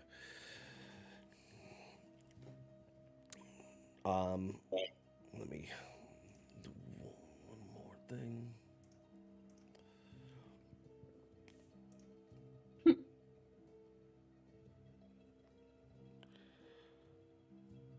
Okay. She is going to cast Bless on you one more time, and she begins to forcefully press into your back now, almost digging her nails into you, causing a slight bit of pain. Focus your mind, Whisper. You are better than this. This is what you need to do. If you wish to proceed in this path, you need to find the strength to move forward, the strength to calm yourself, the strength to help your friends. Do it, Whisper. Become the bear. Oh.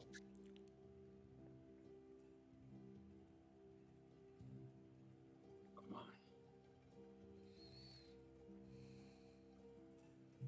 on. With a plus d4? 4. Yeah. 22.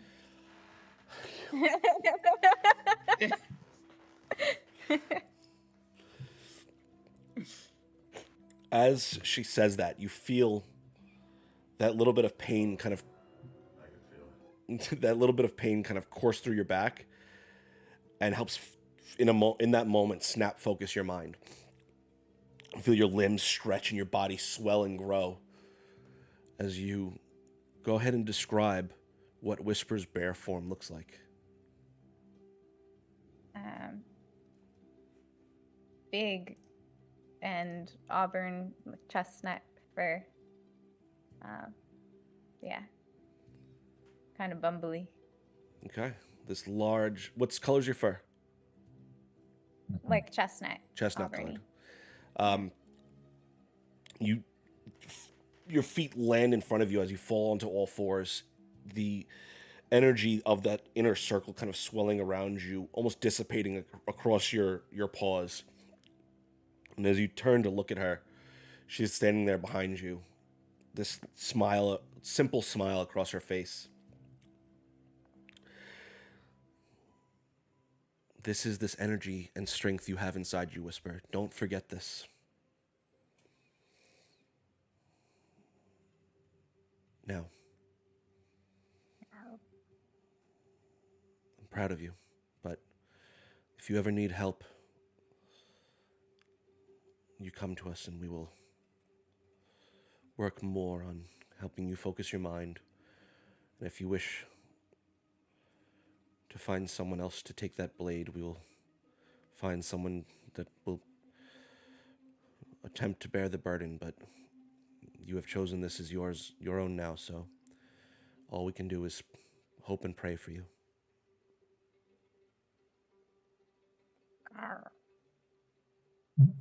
As you growl one last time, the door begins to open to the side. She steps away. So I'm just sitting there as a bear. Yep. I'm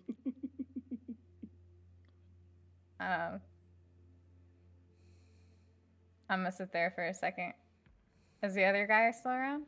No, she's still in the room with you. The door's just open. Oh. She just stepped to the then side I'm and gonna- allowing you to leave if you wanted to. Oh yeah, I'm totally gonna stumble out as a bear. But once I get outside, I'm gonna change back into Whisper. Okay.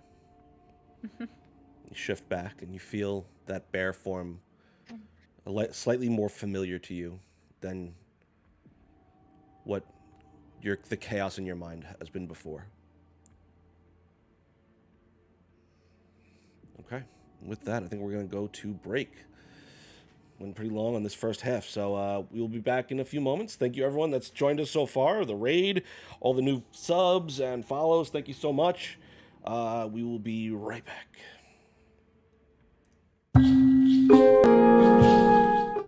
And we're back. I wasn't ready. Sorry. All right. So, as Whisper, as you begin to make your way out of the hut in your bear form, roll a perception check for me. I changed though. Oh, BEAR. You change back? Yeah, right as soon as I left the little hut. Okay, just roll a perception check for me then. Okay.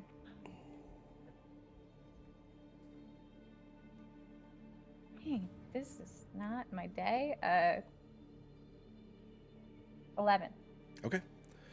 So, you begin to make your way back over towards where the rest of you are laying down, sleeping or whatnot. Whisper, you find your place in bed once more. Tristan's staying outside where he, like, by the tree with Bramble. He's staying there. All right. Are you awake? No, he fell asleep when everyone was, you know. Gotcha. Okay. So, with that,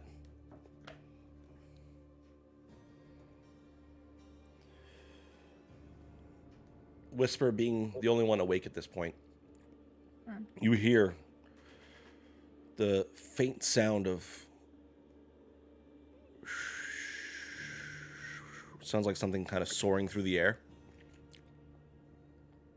You hear these loud cracks of tree branches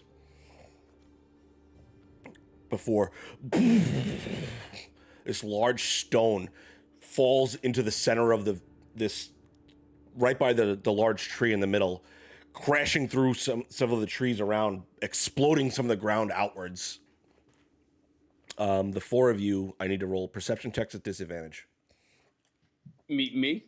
All four of you. Everybody except Whisper, who's currently asleep, is rolling at disadvantage because we're asleep. Got a Quick question, 15. DM. Yes. Did that count as one of my wild shape? Yep. Okay, great. You said perception, right? Yep. 19. 15. 14. 11. All right, everyone but Gormrug.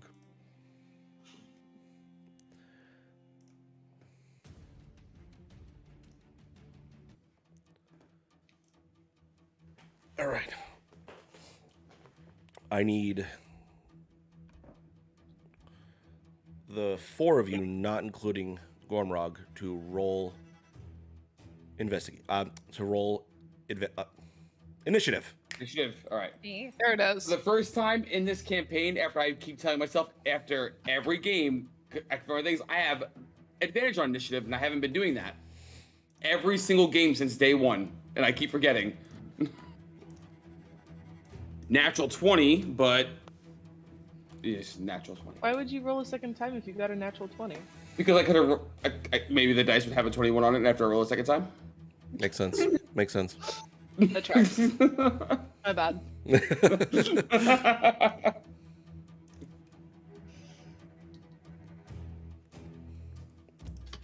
So, what's your total initiative, Tristan? 21. What'd you get, Finnick? 19. Whisper? 15. Clover? 16. And Gormrog, roll initiative at disadvantage.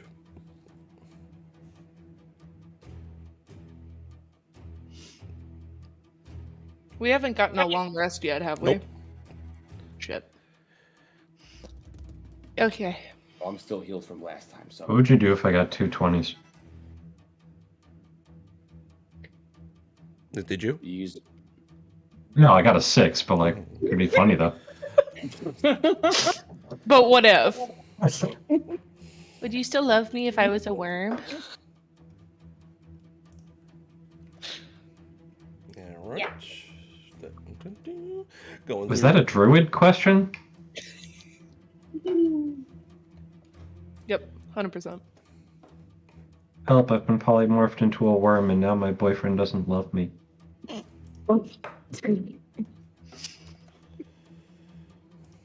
A novel by Bramble Thorn Whisper. Oh, okay. Okay. All right. Oh shit, because I was sleeping, I probably don't have my armor on. Fuck. Damn, that's crazy.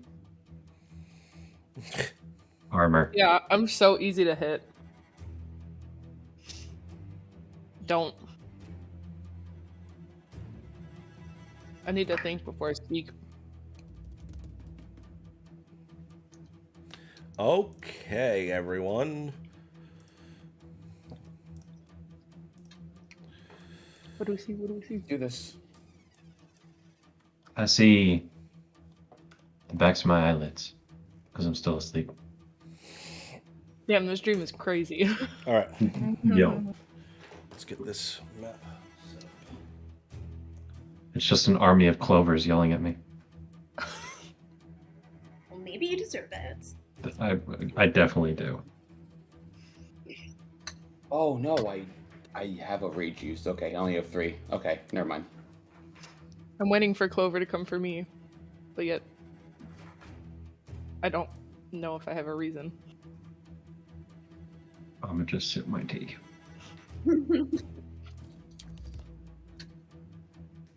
Oh god. That's what I'm doing. What kind of tea you got? I got ginger honey tea with I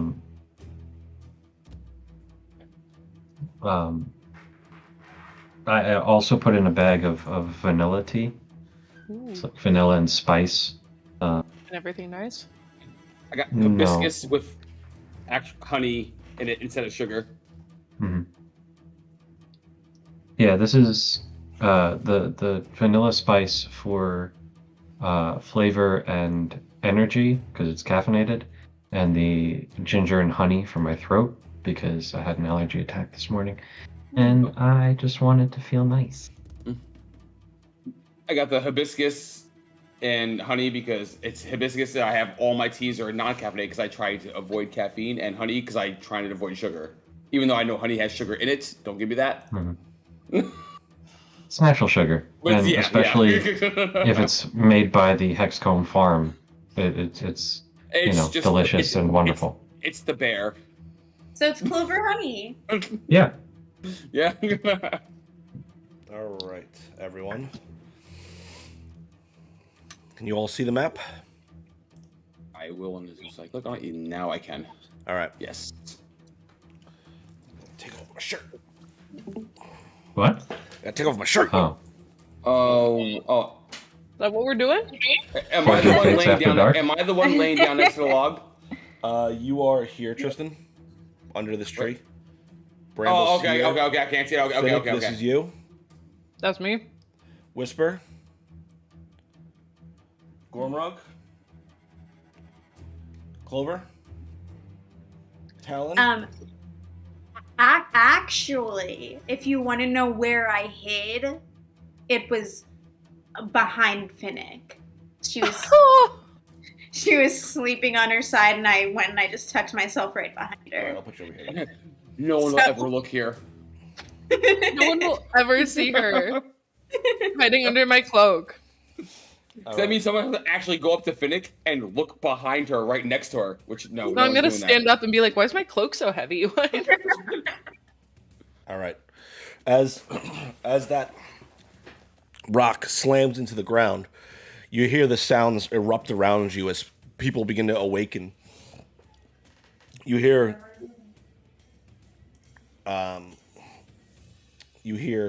Alondra scream out, "Thorn, get them to safety! Take them to out of here!"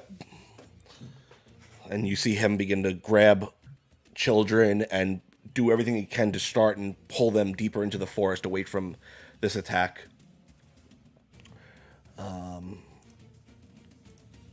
But what's your dexterity, Tristan?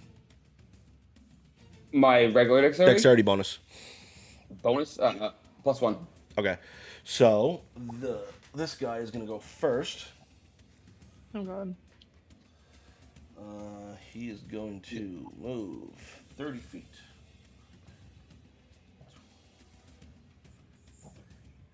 To right there. And he's going to use his poison breath. So I need all of you to go ahead and roll a Constitution saving throw. That would be Natural fucking Natural 20. Yes! okay. Oh yeah. So +6. that would So be also 26 next Finnick, and that would be it for you guys. 24. Yes! No, not you, Whisper. Okay. Okay, so you all passed? I hope so. Yes, you did. I just have to get... I mean, I sure hope so.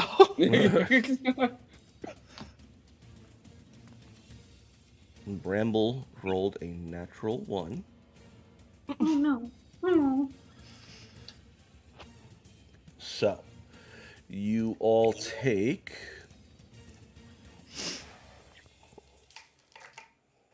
Wait, would my body be covering Clover at all? It doesn't matter. It's a breath weapon. Just kind of takes over the whole Oh. space. Gotcha. Gingivitis. So Bramble takes 17 poison damage. Ouch.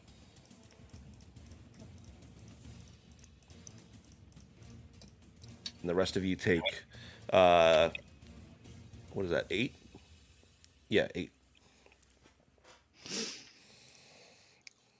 As this creature runs up to you all, kind of like scratching over the roots of the Dawn Warden tree, just belches out this poison breath that just encompasses all of you and clouds into your lungs, but you're able to cover your mouths just enough time to not let most of it scorch the inside of your chest before, but you hear Bramble begin to cough heavily in the back as he catches the full brunt of it. Next up is Tristan. All right. So I'm under the tree, right? Yeah, you're back here. All right. So as soon as all that happens, I'm gonna see him. Where's Bramble? To where I'm at. Right here, he's right next to you. Right next to me. Yeah. Now, is he coughing because he's like messed up, or is he? Can I tell that? He's coughing because he just took a full breath of poison smoke. All right. So I'm gonna just put a hand on his shoulder and look at him real quick and make sure he's not dying and make sure he's all right. And then after that, I'm going to use my 40 feet of movement to move as close to the monster, the giant, as I can. Okay, so you use 20 feet to stand up. Yep. And So I have 20 feet to move forward. 15, 20. So you can get right next to the creature. All right. I am going to go into a rage. Okay. All right, hold on. Oh, he's forgot about this. Where are you at? 8. 8 is a bolt of lightning shoots through your chest. Another creature of your choice that you can see within 30 feet. You must succeed on a Constitution saving throw, or take 1d6 radiant damage and be blinded the start of your next turn until Alright, roll the you 19. Yeah. Fuck. Well, that sucks. So this Do damage or just blinds him?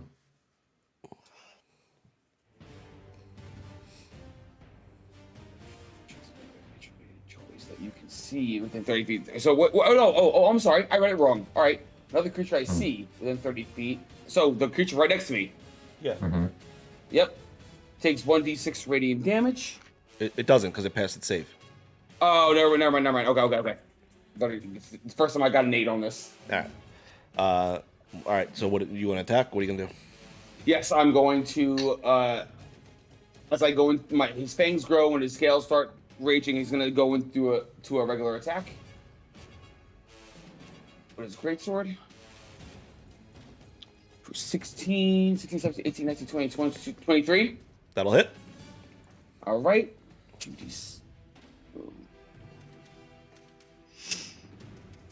1, 4, 5. 5, 6, 7, 8, 9. 9 damage. Okay. 9 plus my rage damage. 9, 10, 11. Okay. And then he's going to use his second attack. All right. Lower attack. No, yep, second attack. It's 7, 8, 9, 10, 11, 12, 13, 14. That does not hit. All right. Did you reckless? Did you do reckless or no? No, I did not. Okay. So he goes for the first, stabs it down, pulls the blade up, and tries to go for an overhead swing and misses. I have no more movement, right? Nope. I'm going to end my turn. Okay. Next up is Finnick. Okay. I'm immediately going to stand up and grab for the Tal'Dorei blade. Okay. And I'm going to swing that.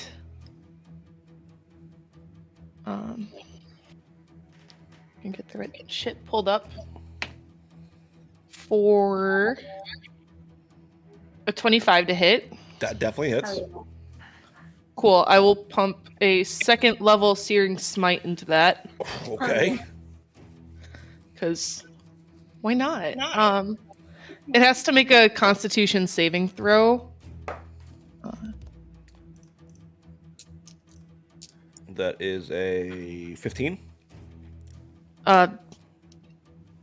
That saves.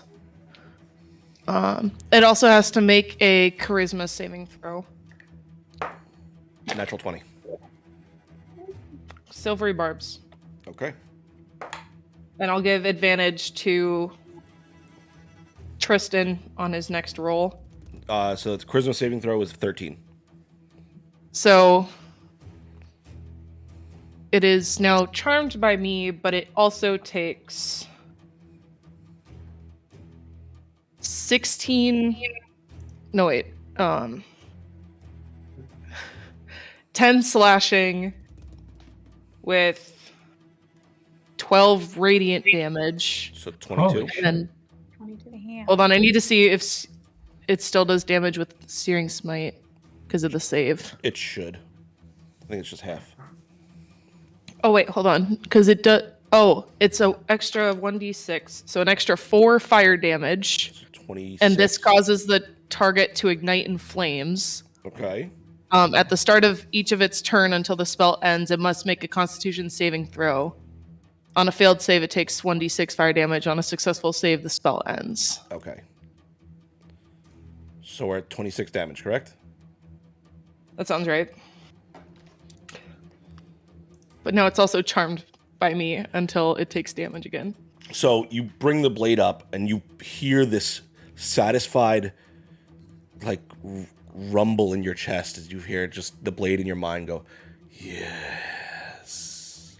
And the blade ignites and you slice down into this lizard-like creature, igniting it in flames. You almost cut it in two, but it's still kind of like holding itself together just barely as it is now charmed by you and on fire. Does that end your turn? Yeah. All right. Next up is this guy. Ooh, okay. Wait, are those Who's big it? green guys enemies? Yeah. Shit. Shit, I should have done something else. God damn it. Are there any druids around? Can I also shout at Gormrog to wake up? Sure. Gormrog, get your ass up. We got visitors. As you say Get that, your ass this, minutes. as you say that, this deformed form lumbers its way up. It's each step, like the roots coming up from the ground to meet it, and it connects with its own foot and kind of sucks back down as the other foot lifts off, separating, and then before it like moves like that, just each step growing and dying of vines between its feet. It walks up to the prone form of Gormrog and is going to go ahead and make 2 melee attacks against him. Jesus. At advantage because you are prone. Uh-huh.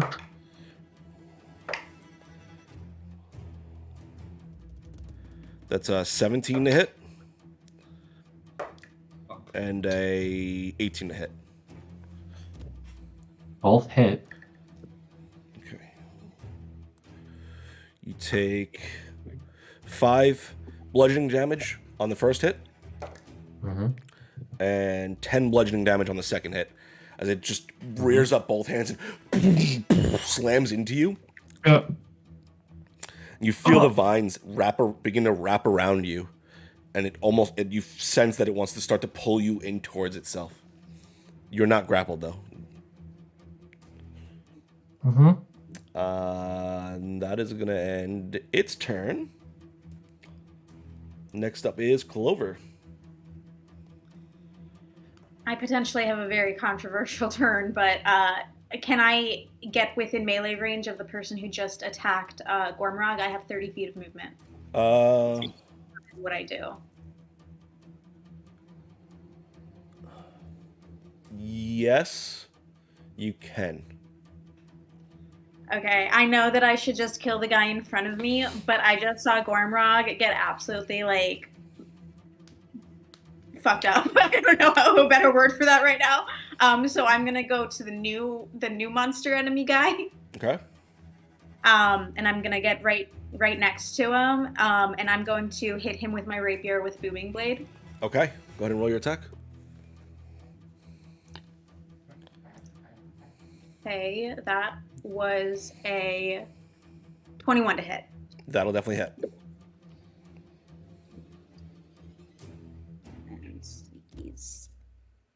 So the piercing damage is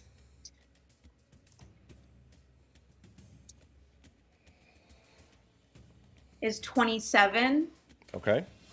And the booming blade damage is I'm at, what level am I at? 2d8, okay. 7. Hold on, let me read this really quick. I'm sorry. It's okay.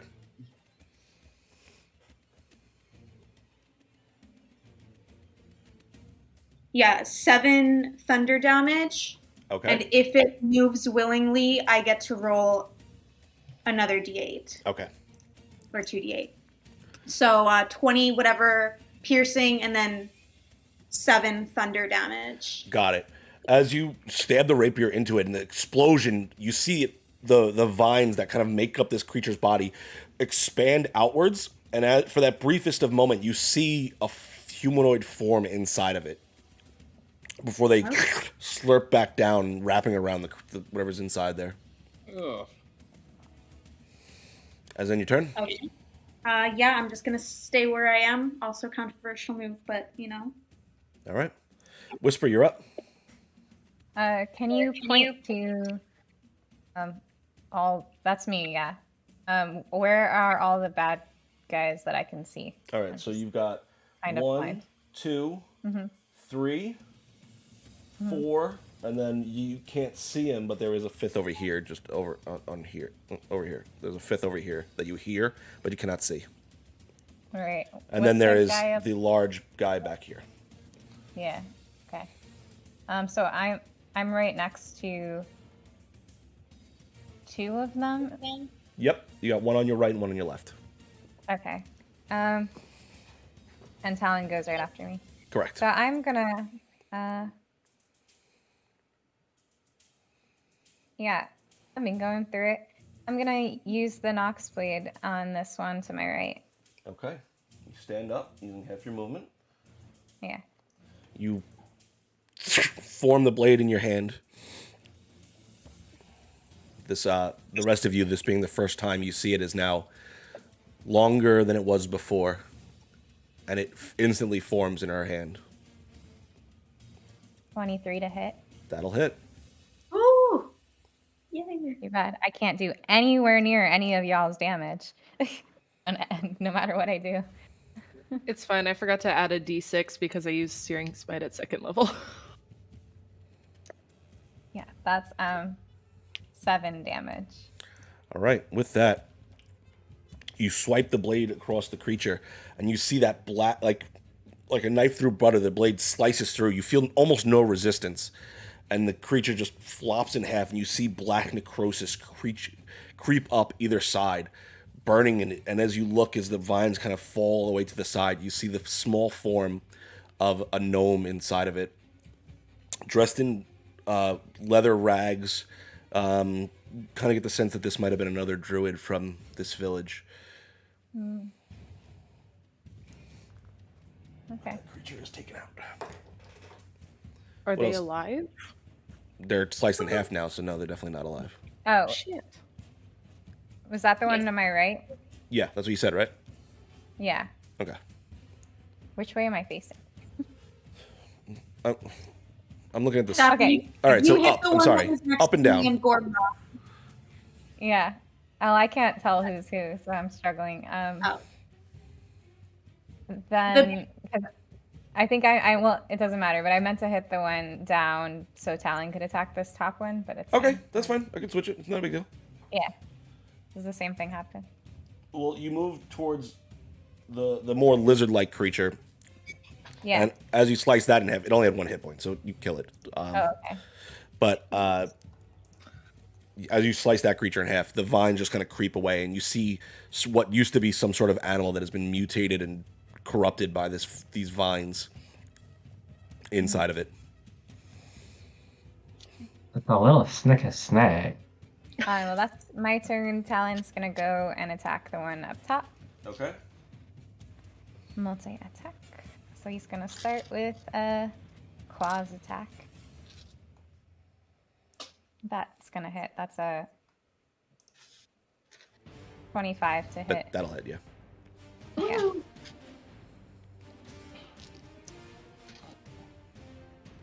And that's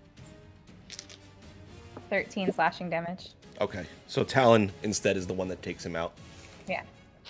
And as I said before, you see that form inside of this vine-like mound that is perished from whatever this thing that it has become. Is that your turn? Mm-hmm.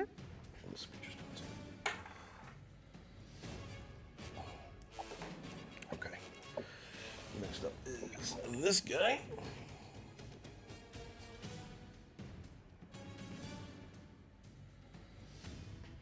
He's gonna move there. And he's gonna make both of his attacks against Alondra. That is a 22. And Where's the launcher?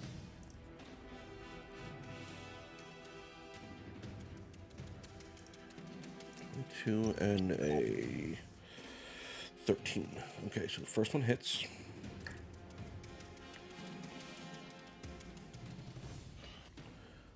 And it deals 8 damage.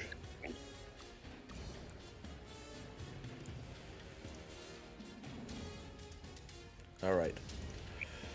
Next up is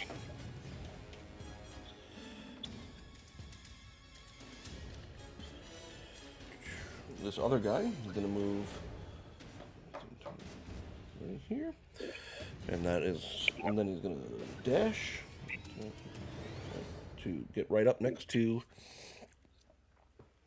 the Arakakra friend that is down here. Oh shit. There we go. Now, See that. there we. That's right. Okay. Okay. And that's going to end his turn.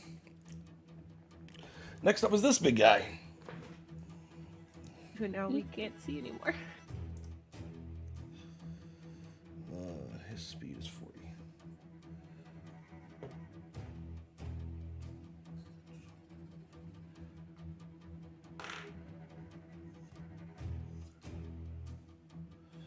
Gonna get right there, crushing a tree as he walks.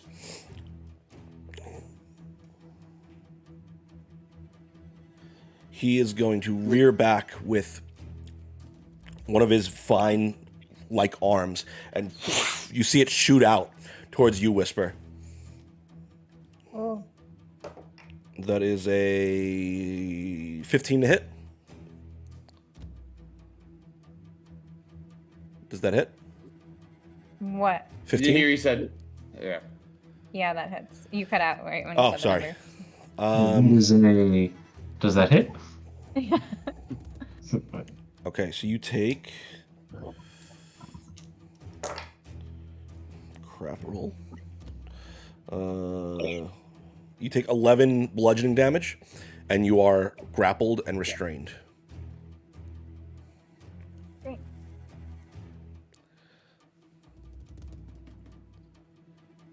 Okay.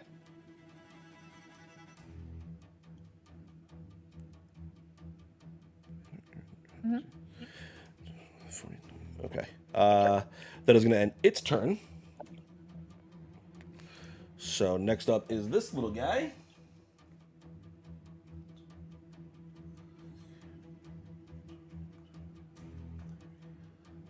He is going to go ahead and use his breath weapon, which is just you, Whisper. So roll ahead and roll a Constitution saving throw.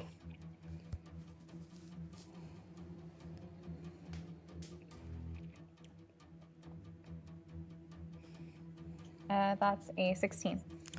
That will pass, so you take half damage. You take...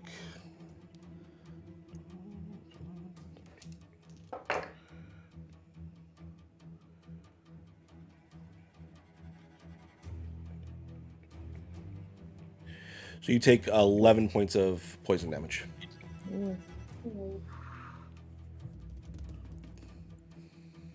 And that is going to end its turn. Gormrog, you're up. Oh, ow. I'm hurting. I'm on the ground. Something just hit me twice and then disappeared. Yeah. There's now a body of a gnome that has all these holes in its body that look with these vines kind of like dying out of. Did I just get hit by a gnome? Did somebody throw a gnome at me? What? I'm gonna turn around and see the giant thing over there. Mhm. Not again. Bit bigger than the last one you saw too. Mm-hmm. Cool. Yep. Great.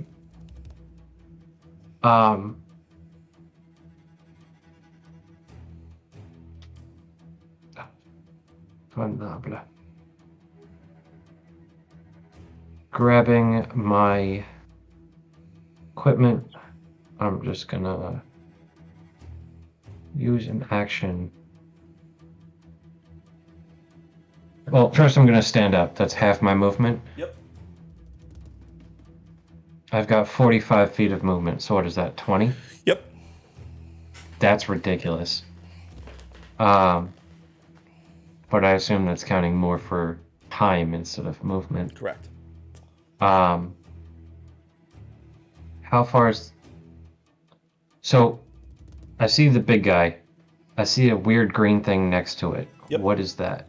That's that lizard-like serpent creature that has been spewing the poison smoke at you guys. No, in between the lizard and the big guy. That's There's like that's just an obelisk, one of the ones that were glowing when Whisper walked past Okay, it. that's not a thing that's going to hit me, though. Correct. I don't need to worry about that. Are there any enemies clumped in with us over here? There's nothing over here. Okay. looking around, whispers really hurt. Okay. He's just grappled. Well, didn't you just take a tree to the face or something? No. Yeah. You good? Fine. Okay. I wish I could hit you as a bonus action without having to hit as an action first. What are my bonus actions?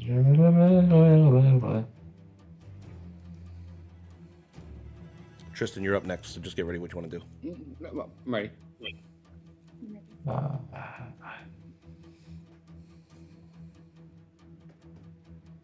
Okay, so here's what I'm going to do. I'm going to move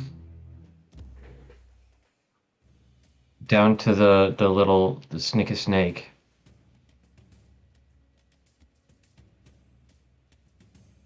Okay.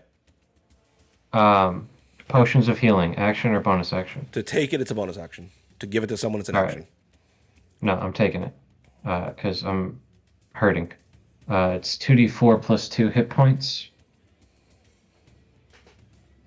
So bonus action, that is a 1 and a 2. Plus 2 is 5 points of healing. Okay. Better than nothing.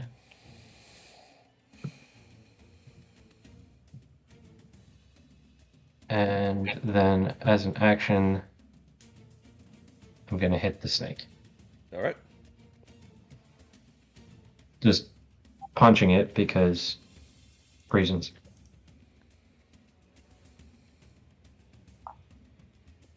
Does a 17 hit? It just hits. All right. That's 7 points of bludgeoning damage. Okay. Is he still up? Yep. Oh, fun. And I believe I have extra attack.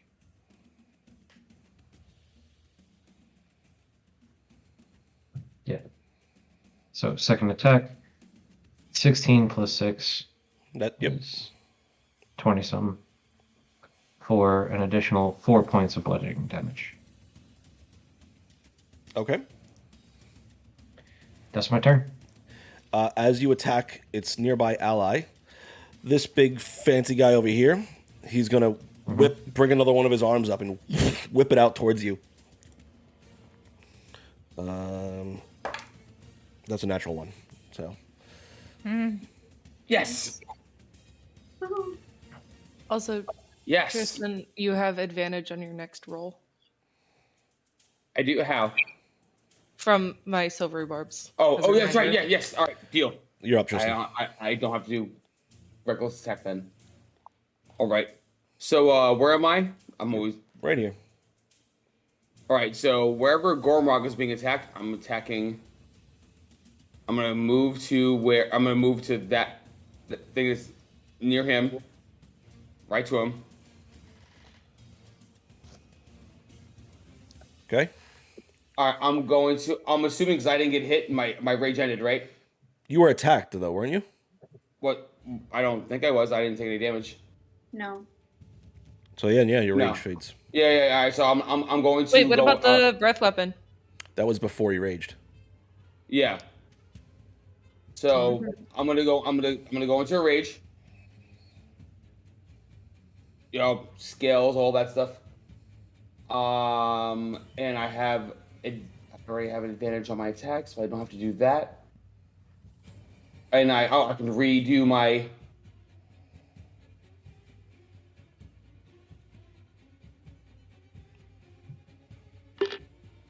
Surge. 7. Flowers and vines temporarily grow around you until your rage ends. The ground within 15 feet with you are difficult terrain. So the ground around me, 15 feet around me, in each angle is difficult terrain. Okay. Because of vines and roots. Yes. Gotcha. And I'm going to attack, which I don't have to use reckless attack because I already have advantage.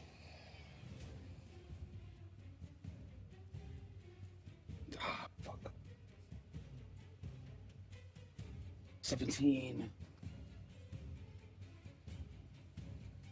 17, 17, 18, 19, 20, 22, 23, 24.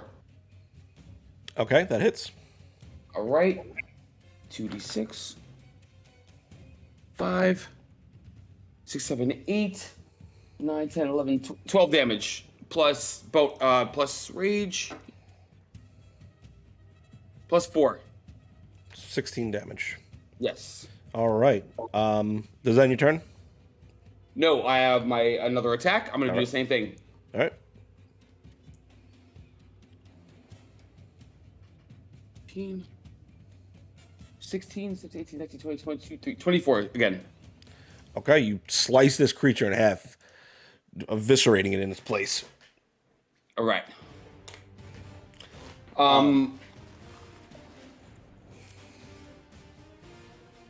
That it? Oh no, I thought you were gonna say something. All right, I should have more movement, right? I should have plenty of movement left. Yeah, you have some movement left. All right, yeah. So I'm gonna move to the up close to the creature, the giant. Okay.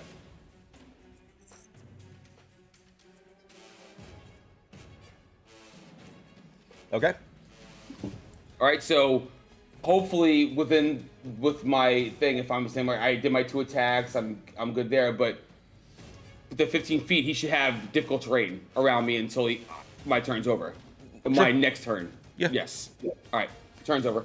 All right. I forgot. I skipped her accidentally. So, Oh. what's her face is going to go now? She's going to... Iliandra. Yeah, Alondra. One of the two.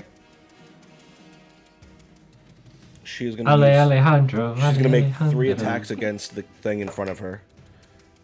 That hits. That doesn't hit. That doesn't hit.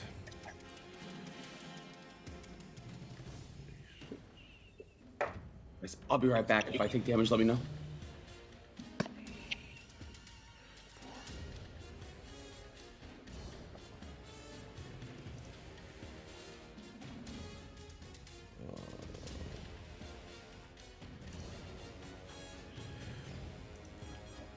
The rest of you see she makes the 3 attacks against the creature in front of her. Hitting it one time, you see like this pulse of magical energy strike against this creature, this like greenish energy, but the creature doesn't seem to be affected by it at all. Okay. Whisper, it looks very similar to the poison stuff that you do.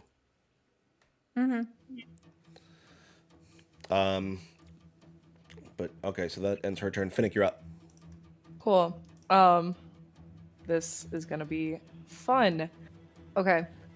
With my 30 feet of movement, can I get like up next to the giant, but like in between like the giant and like Talon? Like if I go up and like behind the tree, like basically make like a half circle around. Yeah. Because I want to be in melee with the giant. Okay, you're good. Right there is perfect. Okay, because I am going to quicken spell lightning bolt. Okay. To aim for the giant and the monster that Alondra is fighting. Okay. So they both need to make dexterity saving throws.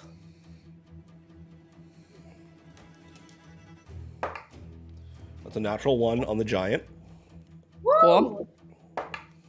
And that is a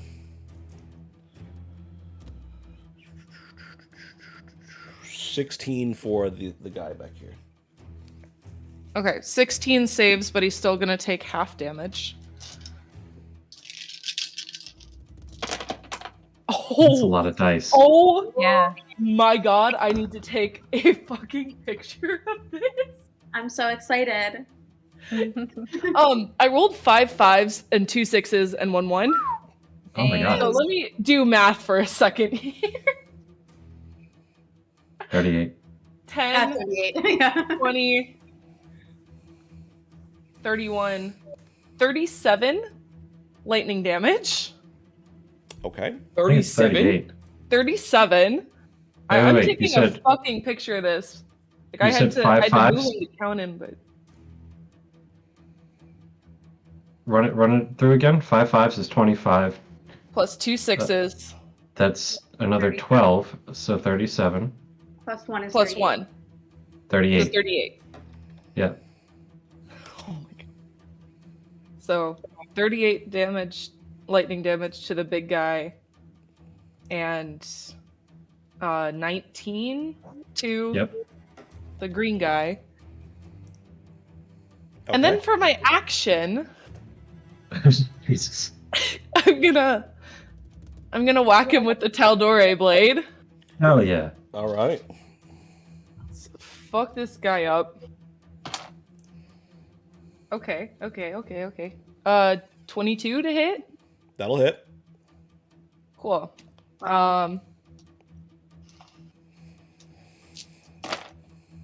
Jesus Christ, guys. Mhm.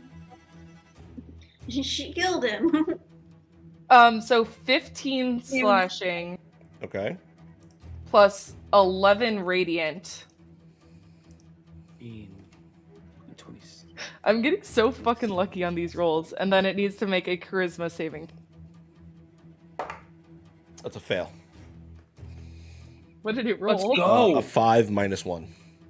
Oh Let's shit. go. Let's go. Cool, now it's charmed by me for the next hour. Okay. And I think that ends my turn.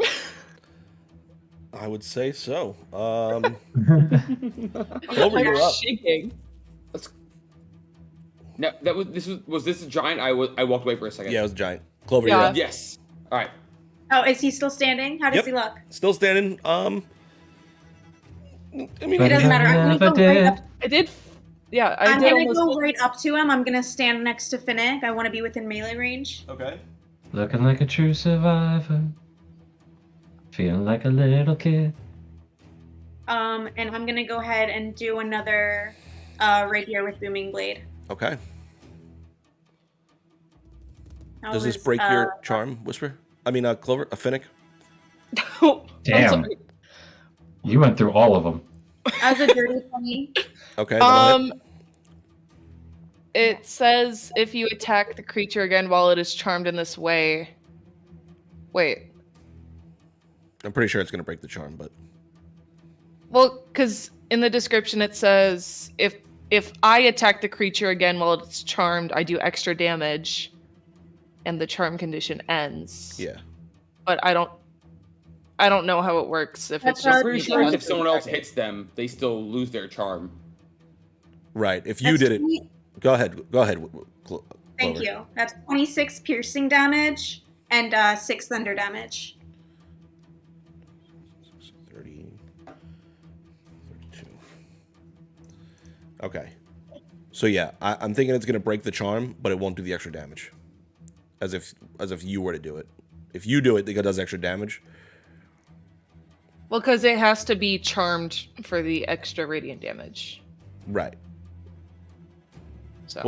Well, Clover doesn't know any of this. Right. So Clover's We'll figure it gonna out. run up. No, We'll figure it out no, next time. I'm not worried. All right. Anything else you want to do, Clover? Nope. All right. Whisper, you're up. Am I still grappled and restrained? As it is now charmed, I would say no. Okay. Just let my friend down.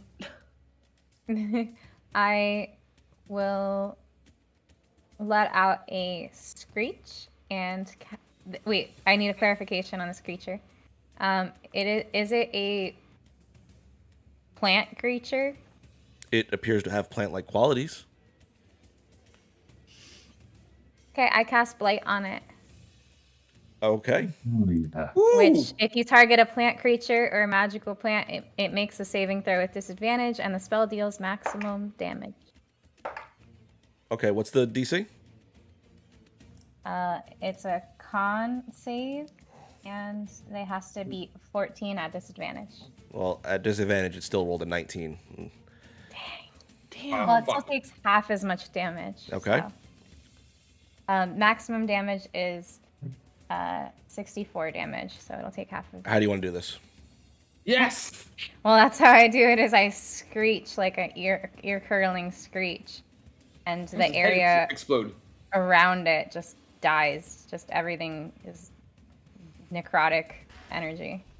So Even Tristan's magical trippy space. as you let out this scream, you feel the blade in your hand vibrate, and you feel that death energy flow into your chest as you let out this scream, and you just see your voice hit it like a shockwave as just wave after wave hits against it, and this black necrotic rot rips apart again its the vines that make up its body, revealing the giant underneath that is just filled with these holes and vines.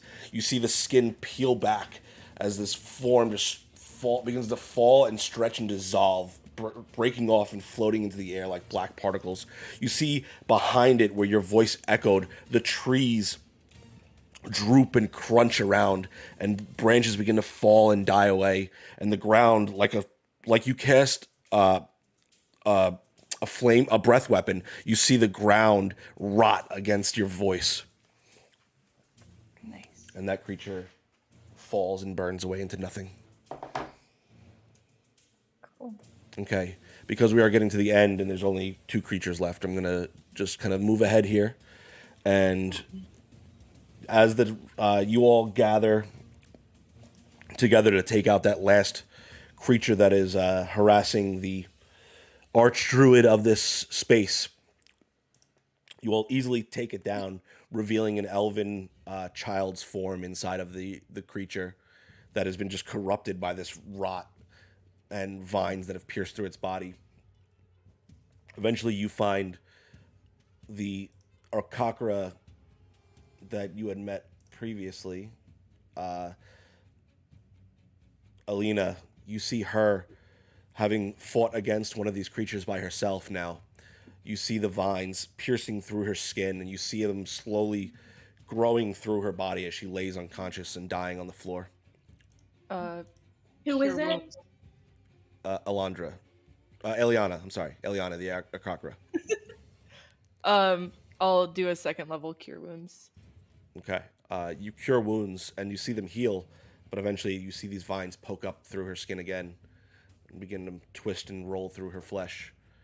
And that is where we're Tristan's going to gonna call it keep for tonight. he sees the vines growing out to keep trying to grow. He's gonna try to stop them Okay. from coming up. That's where we're going to call it for the night. As you see her form being slowly taken over by these vines as she lays unconscious on the ground. Great game, everyone. Damn. No, yeah. I hope you guys had fun. Sorry we went a little late. A whole 4 minutes? How dare you? Oh, sorry, guys. That being said, thank you so much for everyone that joined us tonight. We will be back next week with Goodberry. Yeah. Yes. Okay. Very. We'll be back next week with Goodberry Cafe. And do we have spell shots the day after that or no? I think so. We'll tell you next No, week. no, Check the not schedule. next week. Not next week. No. Next Not week next week. is Queer and Present Danger on Kitchen. Wednesday. There you go. Yeah. Nothing else scheduled for this week as of yet, but there may be a surprise that shows up depending on how schedules line up. So keep eye on our Instagram and our Discord for any updates as far as that goes. Thank you so much, everyone, for joining us. We're going to go to our goodbye screen, and then we're going to rate a channel. So we'd love for you to stick around, help support some other awesome creators. That is all we have. Love you, geeks. Good night.